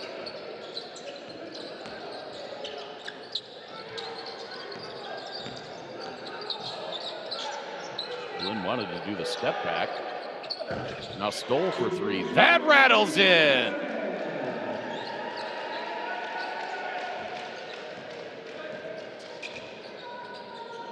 Boy, and you just wonder what Halcones would have been like earlier on had Stoll been with the team the entire time. Because as he has gotten more playing time with Halcones since joining the team in the quarterfinals, he has really started to come on. Your own for 3 again. Missed. Maho Basic the rebound. And that's going to be on Juan Ducasse. Luciano Perotti, by the way, now 27 points, 12 of 17 from the floor.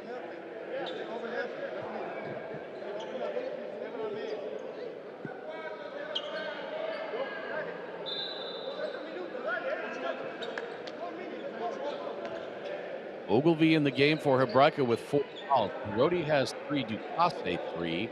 Federico, beg your pardon, I'm looking at the wrong column.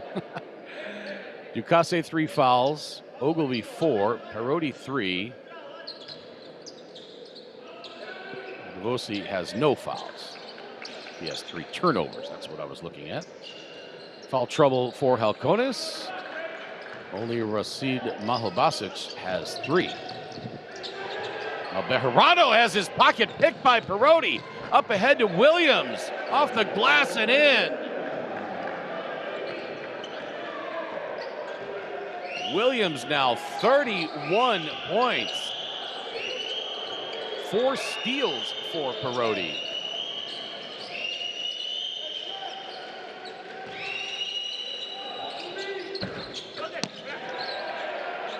Three missed. And the rebound to Williams. 7th board for Jordan Williams.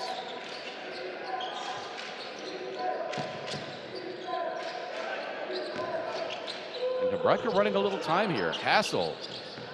This hook shot, no. Ogilvy did well there to not commit the foul. A 4-on-1 for Halcones, and Jordan Glenn strikes for 3. Boy, and Franklin Hassel, you could see his frustration following that shot. Hebraica Macabi was starting to feel it a little bit. They were up 5. And all of a sudden, Jordan Glenn says, hey, remember me?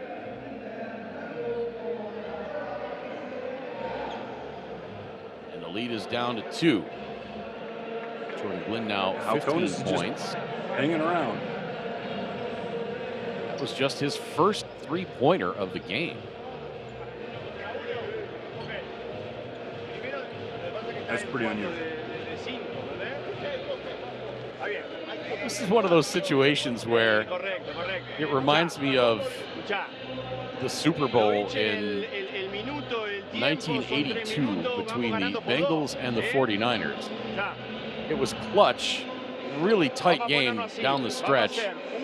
And at one point in the huddle, Joe Montana says, hey guys, look, there's John Candy. And he was standing in the tunnel watching the game, and everybody broke up.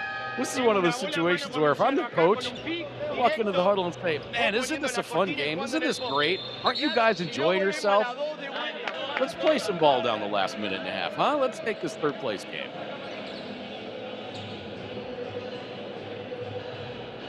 Just easing the tension.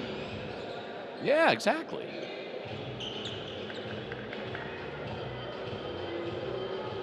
That's a big shot by Jordan Glenn there. If you have a 4-on-1 and kick it out to a 3-point shot, you darn well better make it. And Jordan Glenn's just the guy to do it. Yeah, 56% from 3-point range coming into the Final Four, 23 of 41.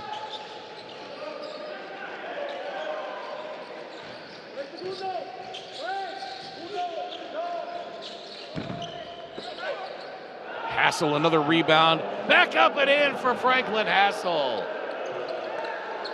That's his 10th rebound and his 8th point.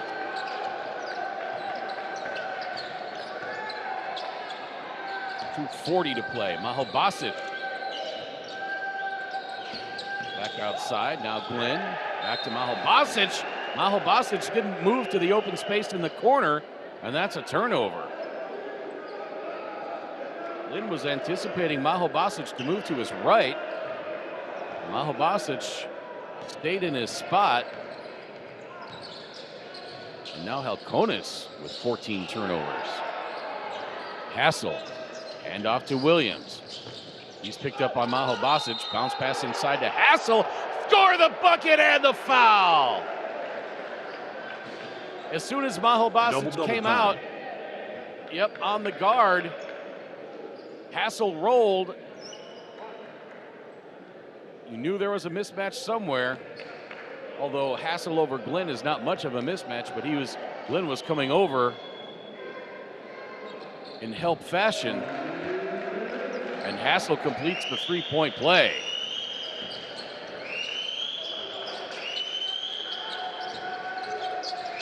So now the lead back to 7. What a great timeout by Leonardo Zilberstein. Oh my goodness. Daniel Bejarano, 19 points now.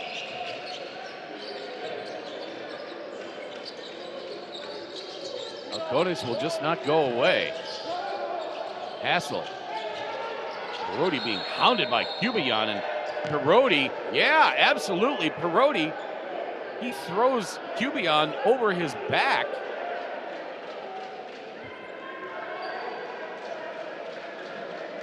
I mean, he was being hounded by Cubion, and look, he just flips him.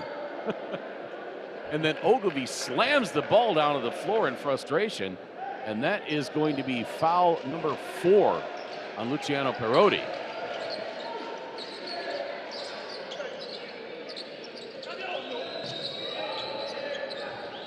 Cubion over to Stoll, inside of 90 seconds to play. Stoll for 3, missed. Ogilvy the rebound. And that was Ogilvy's 10th rebound. He's got a double-double, 12 and 10. Hassel double-double, 11 and 10. And now Perotti wrapped up by Glenn.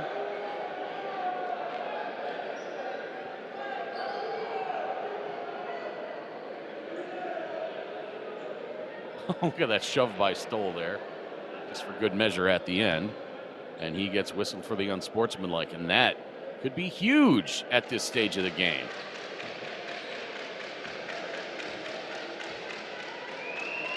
Because Hebraica gets 2 free throws and the ball, and you've got your best free throw shooter on the line.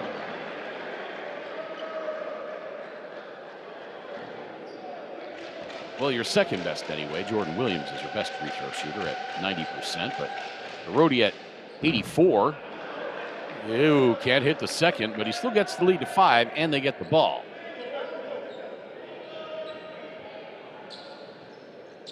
.115 to play.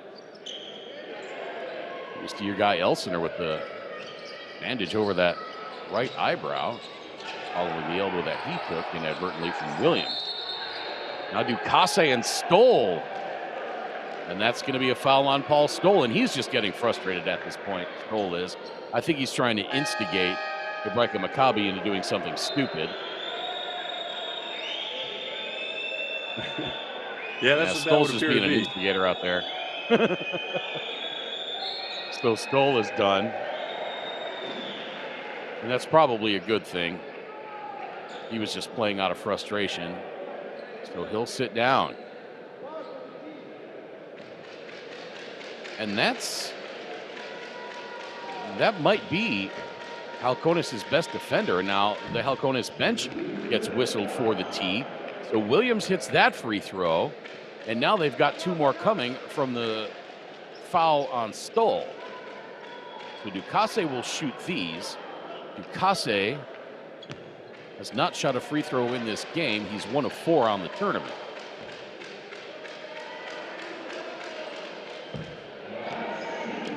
It's the first.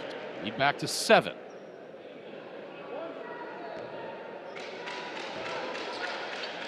Really, Halcones uncharacteristically kind of coming unglued here in the last minute. It's now an 8-point lead with just over a minute to play. Not out of the realm of possibility for sure, especially when this guy's putting them up. Jordan Glenn rips that net for 3. It just never stops. Now another whistle. Foul's going to be on Daniel Bejarano. And Halcones just has to play the foul game now. So Perotti to the stripe. He's 1 of 2 in this game. Misses that one. Craig, I think Jordan Glenn might be my favorite guy in the tournament at this point. Oh, he's a shot beast. after shot after shot of high pressure shots. Big shot And after that big one- shot, yeah. Yeah, and he did. He Oh, even had the Perotti sidestep. misses It wasn't both like it was free wide open throws. shot. Perotti misses them both. So mission accomplished on the foul. Now Cubion for three. That's good! Are you kidding me? Halcones down by just 2 now with 51 seconds to play.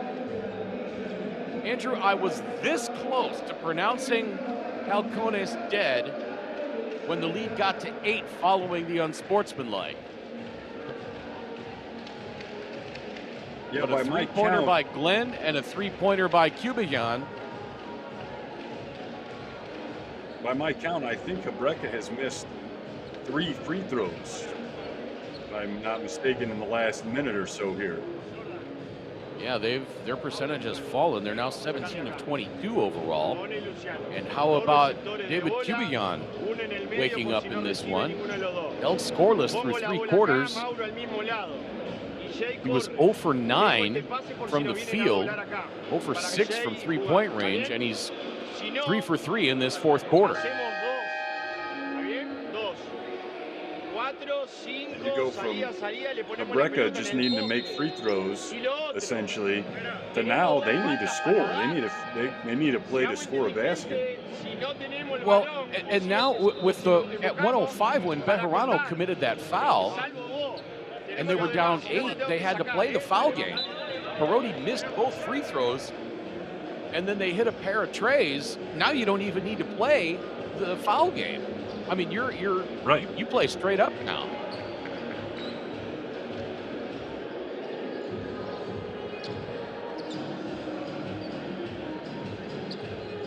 Summer fading into fall in South America.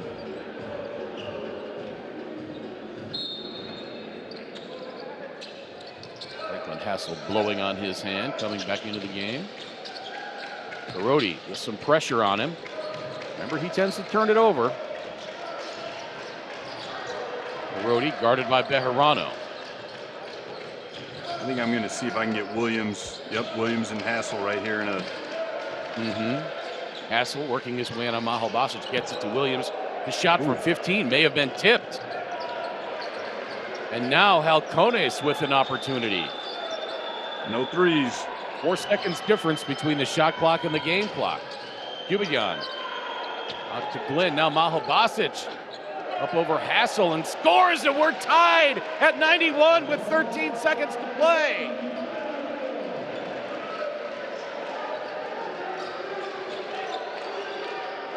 Williams, 3, 2, Williams puts it up. And we are going to overtime. Are you kidding me?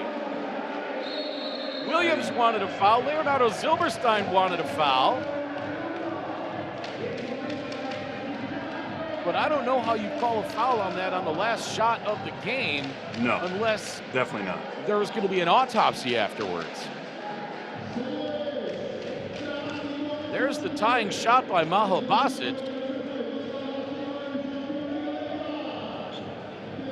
They were calling for a review. I don't think they're going to review this. And we are going to overtime. I just thought that last play, you don't have something you can do that all they ended up with is, here, Jordan Williams, you got the ball around half court. The time ticks down far enough that, now everybody knows what's going on. You're going to be shooting, so we double team you. You got to have something better for you have plenty of time. They had 13 seconds to run something. You can get 2 looks at a shot in 13 seconds. Because normally, this, we used to, our last resort in a set on a 24-second shot clock was around 6 to 8 seconds. We run a pick and roll. So at 13, you could just go straight into the pick and roll with the second option in the corner or something like that. Or you have a chance if you go off the pick and roll, and Jordan Williams has that nice little mid-range pull-up off one dribble. Hassel has a chance at a rebound and putback. He just chucks up a little hook shot after a rebound. See what we get. Or you find Luciano Perotti somewhere.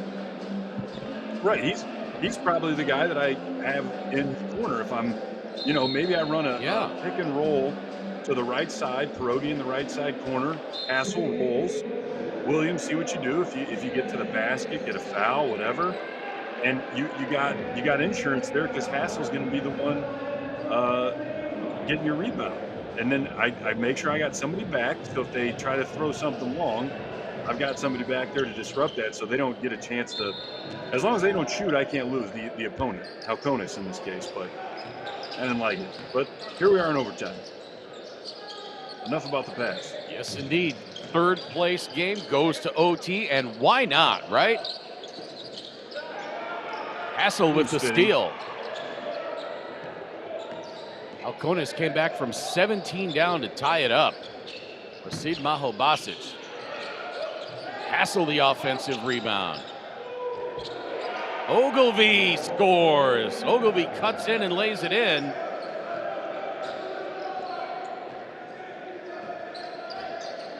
If you're just joining us, welcome in. Alongside Andrew Hunt, my name is Craig Fada. This is the third place game at the 2024 BCL Americas Final Four tournament. Another steal by Hebraica Macabi. A big welcome in to all our viewers in the USA, in Dual TV, in South America on DirecTV. Rhodey with the reverse layup. And around the rest of the world on the BCL Americas YouTube channel.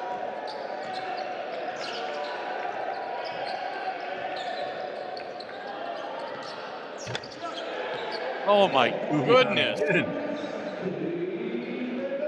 David Cubion, 12 points, all in the fourth quarter in overtime, all on three-pointers. Perotti feeds the cutting Ogilvy, who lays it in. This is good for Hebraica. They're getting the stuff they want. They just got to keep this up. Yeah. All going Don't to the let him bucket shoot. paint. Oh, that's foul. That's tough. Did they bonk knees? Well, no, I just tough to turn the ball over on a screen like that. Oh, yeah. I was making a note Tough in for my Perotti scorebook too, yeah. here. I didn't see the foul by Glenn. And that's 4 fouls on Jordan Glenn. Hassel takes it in on Mahobasic. Left hand, no. Oh. Williams can't get the putback and then commits the foul. That's going to be number 2 on Williams. Man, this has been some entertaining basketball. Between the quarterfinals, the Flamengo Halcones semi last night, and this third place game, this has been just tremendous. Cubion gets to Mahobasic, working on Hassel. Now back out to Glenn. Glenn back to Mahobasic. A little too deep inside, throws it up off the window. My goodness. Tossy. No backboard needed. Just scoop it all net. And now the lead back down to 1. Halcones will just not die. Ball on the floor. Hiron's got it. Hirano. Oh yeah, he's shooting that. I can't believe he didn't make that.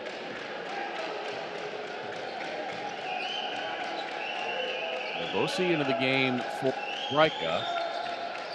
It's Devosi, Hassel, Ogilvy, Perotti, and Williams. Ogilvy for 3. No, gets his own rebound, puts it up and draws the foul. He followed his shot in, got the offensive rebound, and drew the foul. What a play by Ernesto Ogilvy.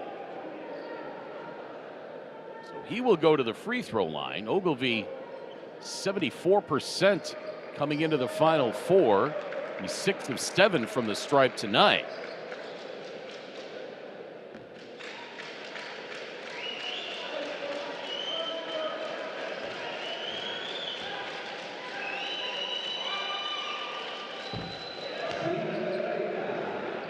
Ogilvy nets the first.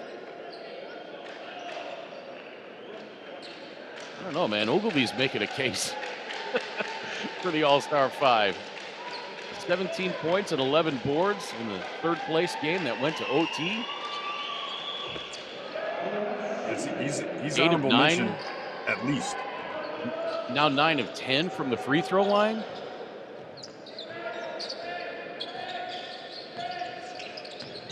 Cubion. Bejarano throws the head back and sells the call. I think there was absolutely a foul committed there, but again, throwing the head back dramatically.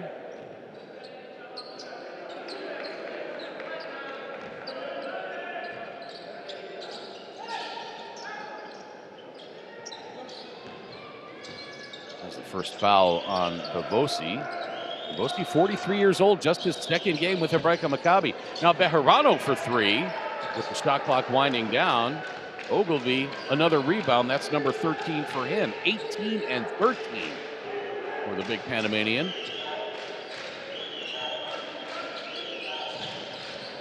Now Perotti pushed out near midcourt, nearly lost. That went off Bejarano out of bounds. It'll stay with Hebraica. Boy, Hebraica hanging on to the ledge by their very fingernails. And Halcones is stomping on their hands. Tipped out of bounds by Cubion.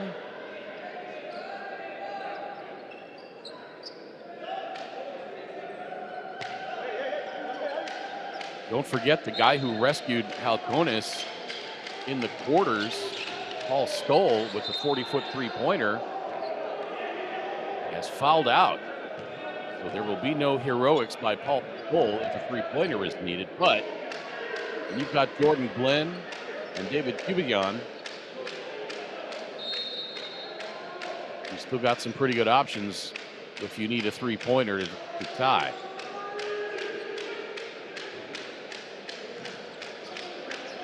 Perotti to inbound. Nothing there. Finally finds Hassel. What a pass. Hassel gets stripped, though. Halcones, Bejarano. Shot blocked by Jordan Williams.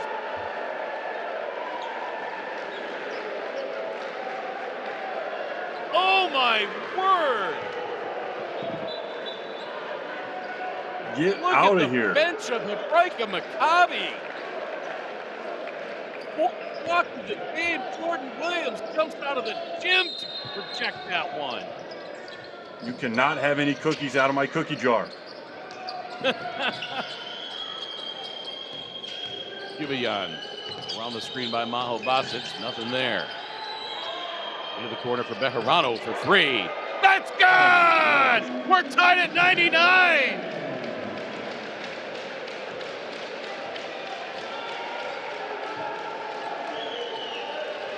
Bejarano now over 20 points with 22.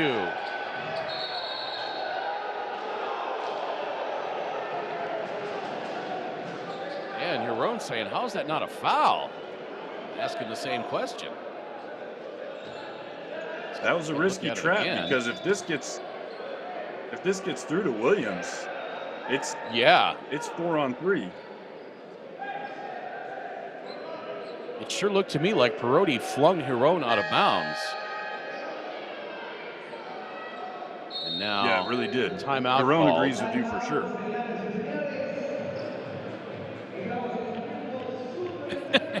And Hiron won't let the official get to midcourt to make his signal.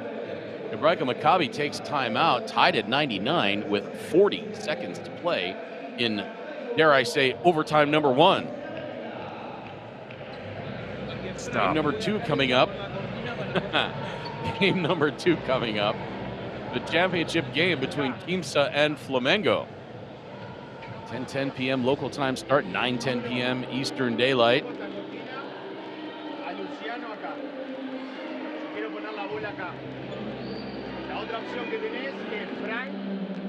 Excellent 2-point shooting percentage by both teams. Halcones, 44% from the arc, 18 of 41.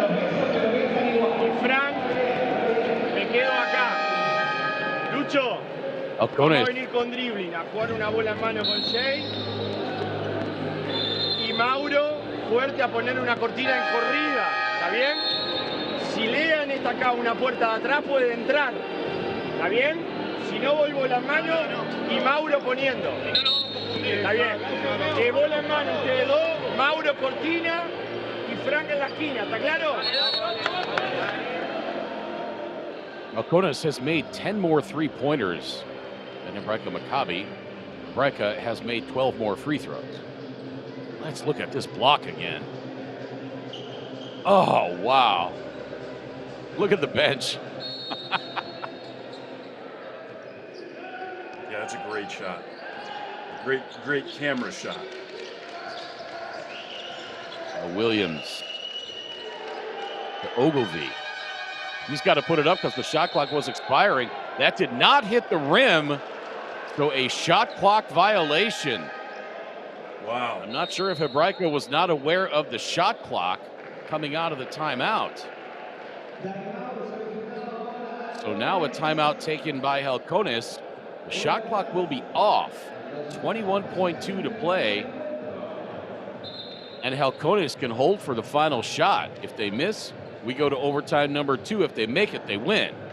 Oh, did that tick off the front of the iron?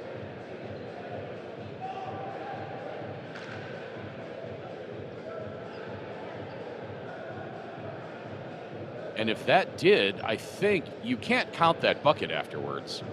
I think you have to give it to Hebraica out of bounds with 14. But let's see if we can look at it again. Because if I'm the defense, the horn sounds. Right. I think a whistle was blown. I stop playing. Yeah, absolutely.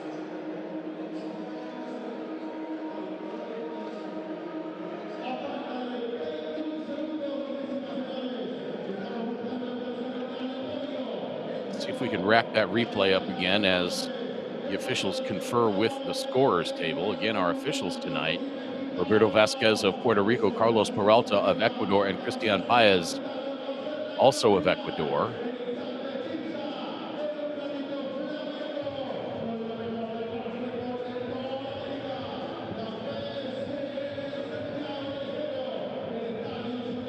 Unless one official saw it and they're just going to overrule, and it's going to be Hebraica ball.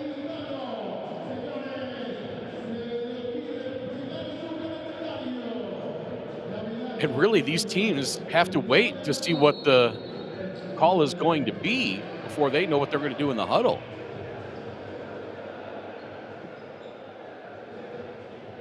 Halcones It looks like it's They just need going to score. be. Well, yeah. But if it's not their ball, what I'm saying. Well, that's true. I think defense is simple enough. Like, well, they're not even going to look at it. So it's going to be Halcones ball. Shot clock is off. Cubion into the front court. Game clock at 10. Cubion working on Perotti.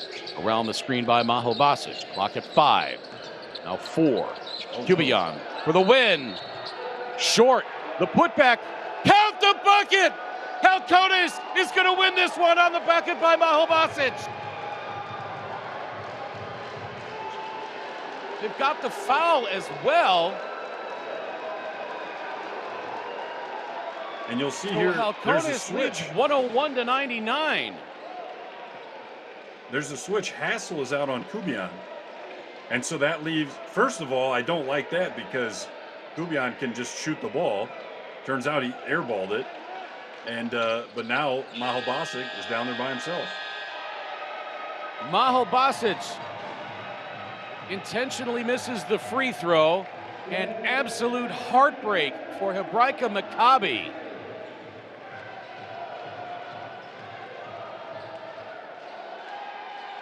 As Halcones de Xalapa of Mexico wins the third place game in overtime, 101-99.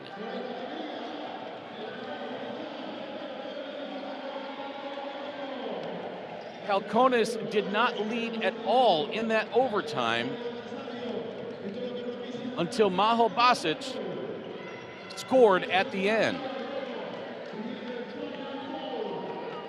Maho Basic scored the final bucket in regulation to tie it, and then scored the game winner in overtime.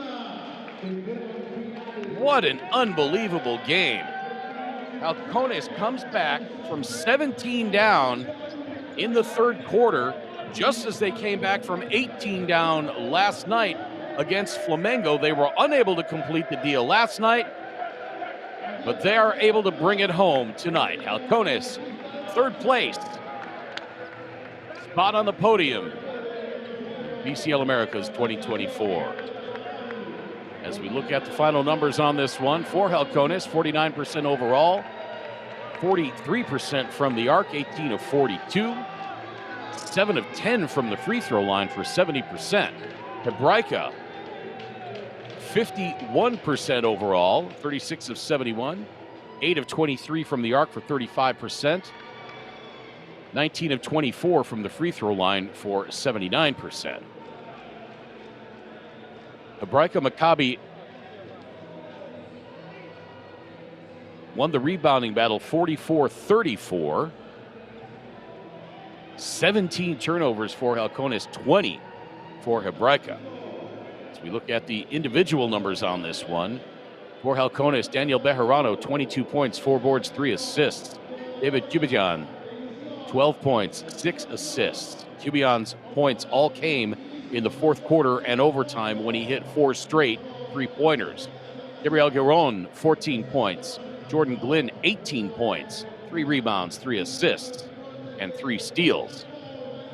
Asid Maho Basic, 12 points, scored the game tire at the end of regulation with 13 seconds to play, and the game winner in overtime with 0.4 seconds to play. Maho Basic also with 9 rebounds. Alexis Elsener, 5 points. Israel Gutierrez, 2. Fabian Ames, 5. Ames also had 4 rebounds. Devon Jefferson, 2 points, 3 assists before fouling out. And Paul Stoll, 9 points, 10 assists before fouling out. For Hebraica Macabi, Juan Ducase had 4 points, 4 boards. Franklin Hassel, 11 and 11. Ernesto Ogilvy, 18 and 12. Luciano Perotti, 30 points, 3 assists. Jordan Williams, 32 points and 8 rebounds. You have a pair of guys over 30 points and you lose the game. That's tough. Federico Bavosi, 4 points. And that rounds out the scoring for Hebraica Macabi. Check the bench scoring in this one real fast. Halcones, 35 points off the bench. For Hebraica Macabi, just 4. Hebraica Macabi had the advantage of points in the paint, 40-32. And a couple of the stats that we talked about before the game, Andrew, came into play. Points off turnover, Halcones, 31-25. Bench scoring. So those two really came into play for Halcones de Xalapa. We are awaiting the medal ceremony here in Estadio Ciudad in Santiago del Estero.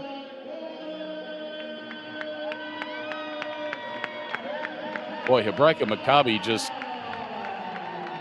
I know they're disappointed and crestfallen, but they should hold their heads high.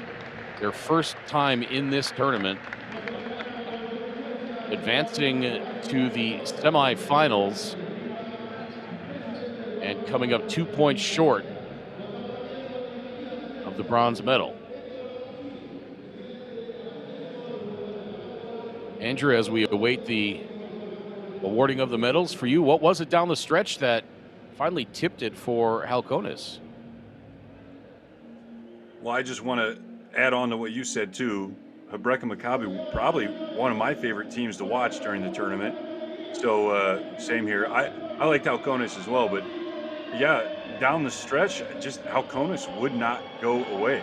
They kept making those 3-point shots, and we've seen them do that. It's funny, both of these teams have been teams that you just don't want them in it at the end. So interesting to see when they face off in an overtime game, what the result was. And here we are, third place, Halcones de Xalapa. There you get a look at Horacio Muratare, absolute legend in FIBA America's organization. Hector Asir out there from the Uruguayan Federation.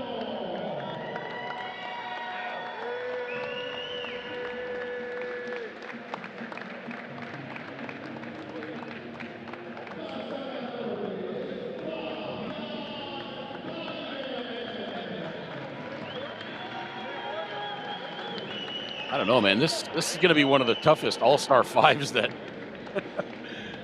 I've ever seen. Usually it's pretty obvious, and there's maybe one that you're like, I don't know about that.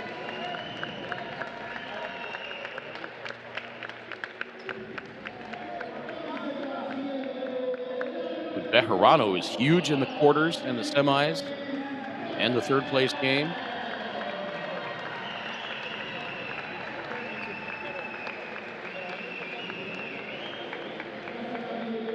I think you have to take Jordan Glenn. You just have to.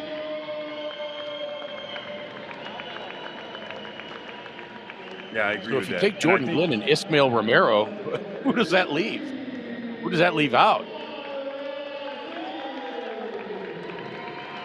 I mean, you can't leave Jordan Williams out. He put up 32 in the third place game. Quick note from earlier there. I actually think it was Fabian James who hurt his foot, and he's in street clothes, so he may still be. I could be wrong on that, but I was pretty sure it was someone. Fabian Jaime scored 5 points in this game,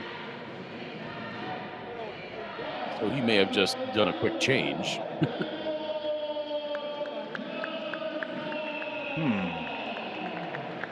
Yeah, never mind. Here you look at Mr.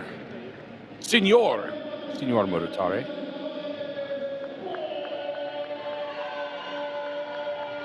As far as the All-Star 5, you're correct. Very difficult. Like I said, I've made it known. Jordan Glenn for me and Franklin Hassel. Franklin Hassel first is a no-brainer. Can't replace him with anybody. Jordan Glenn. I probably agree with you. Jordan Williams. How do you leave out Brandon Robinson of Teamsa or Galvanini or Lucas Diaz? I think maybe you have to eliminate Guy Deodato, depending on what he does tonight. I don't know. Right. I'm glad I don't have to make this decision. Correct. Yeah, that's what I said. I'll tell you the few that I think have to be in there, and then I'll just wait to see who they decide on the others. I remember one of the tournaments we did, they actually asked us in the media, and it was fairly easy. This is a tough task, let alone tournament MVP.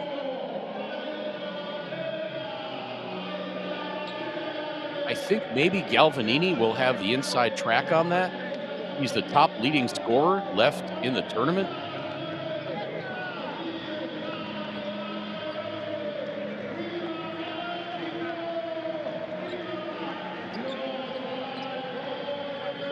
As Halcones de Xalapa proudly waving the Mexican flag, brandishing those beautiful bronze medals, Paco Olmos and crew, along with Horacio Muratare, assistant coaches Paulina Grayet and Facundo Urias. And there is your bronze medal winning Halcones de Xalapa.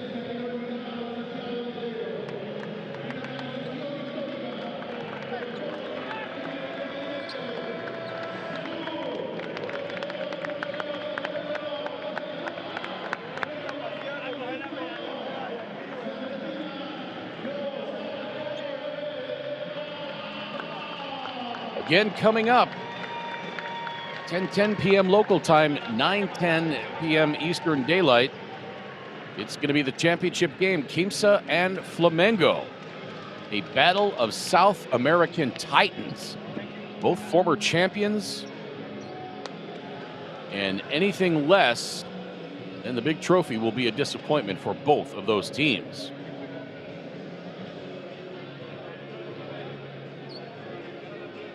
For my partner, Andrew Hunt, my name is Craig Feda. Just an unbelievable ball game between Halcones and Hebraica. Halcones coming away with the 101-99 win in overtime. Thanks for watching, everybody, and so long for now. El objetivo principal, pero subirse al podio no está nada mal, son todos muy buenos equipos. Sí, bueno, nosotros vinimos con la mentalidad de, obviamente, ganar el campeonato. Ayer hicimos un partidazo contra Flamengo, donde yo pienso que nos pesó, estamos fuera de ritmo, prácticamente jugamos 7 partidos en 4 meses. Y bueno, hoy también volvimos, hicimos un gran esfuerzo para obtener este tercer lugar, que bueno, bastante trabajamos para lograrlo. Contame un poco qué puede llegar a significar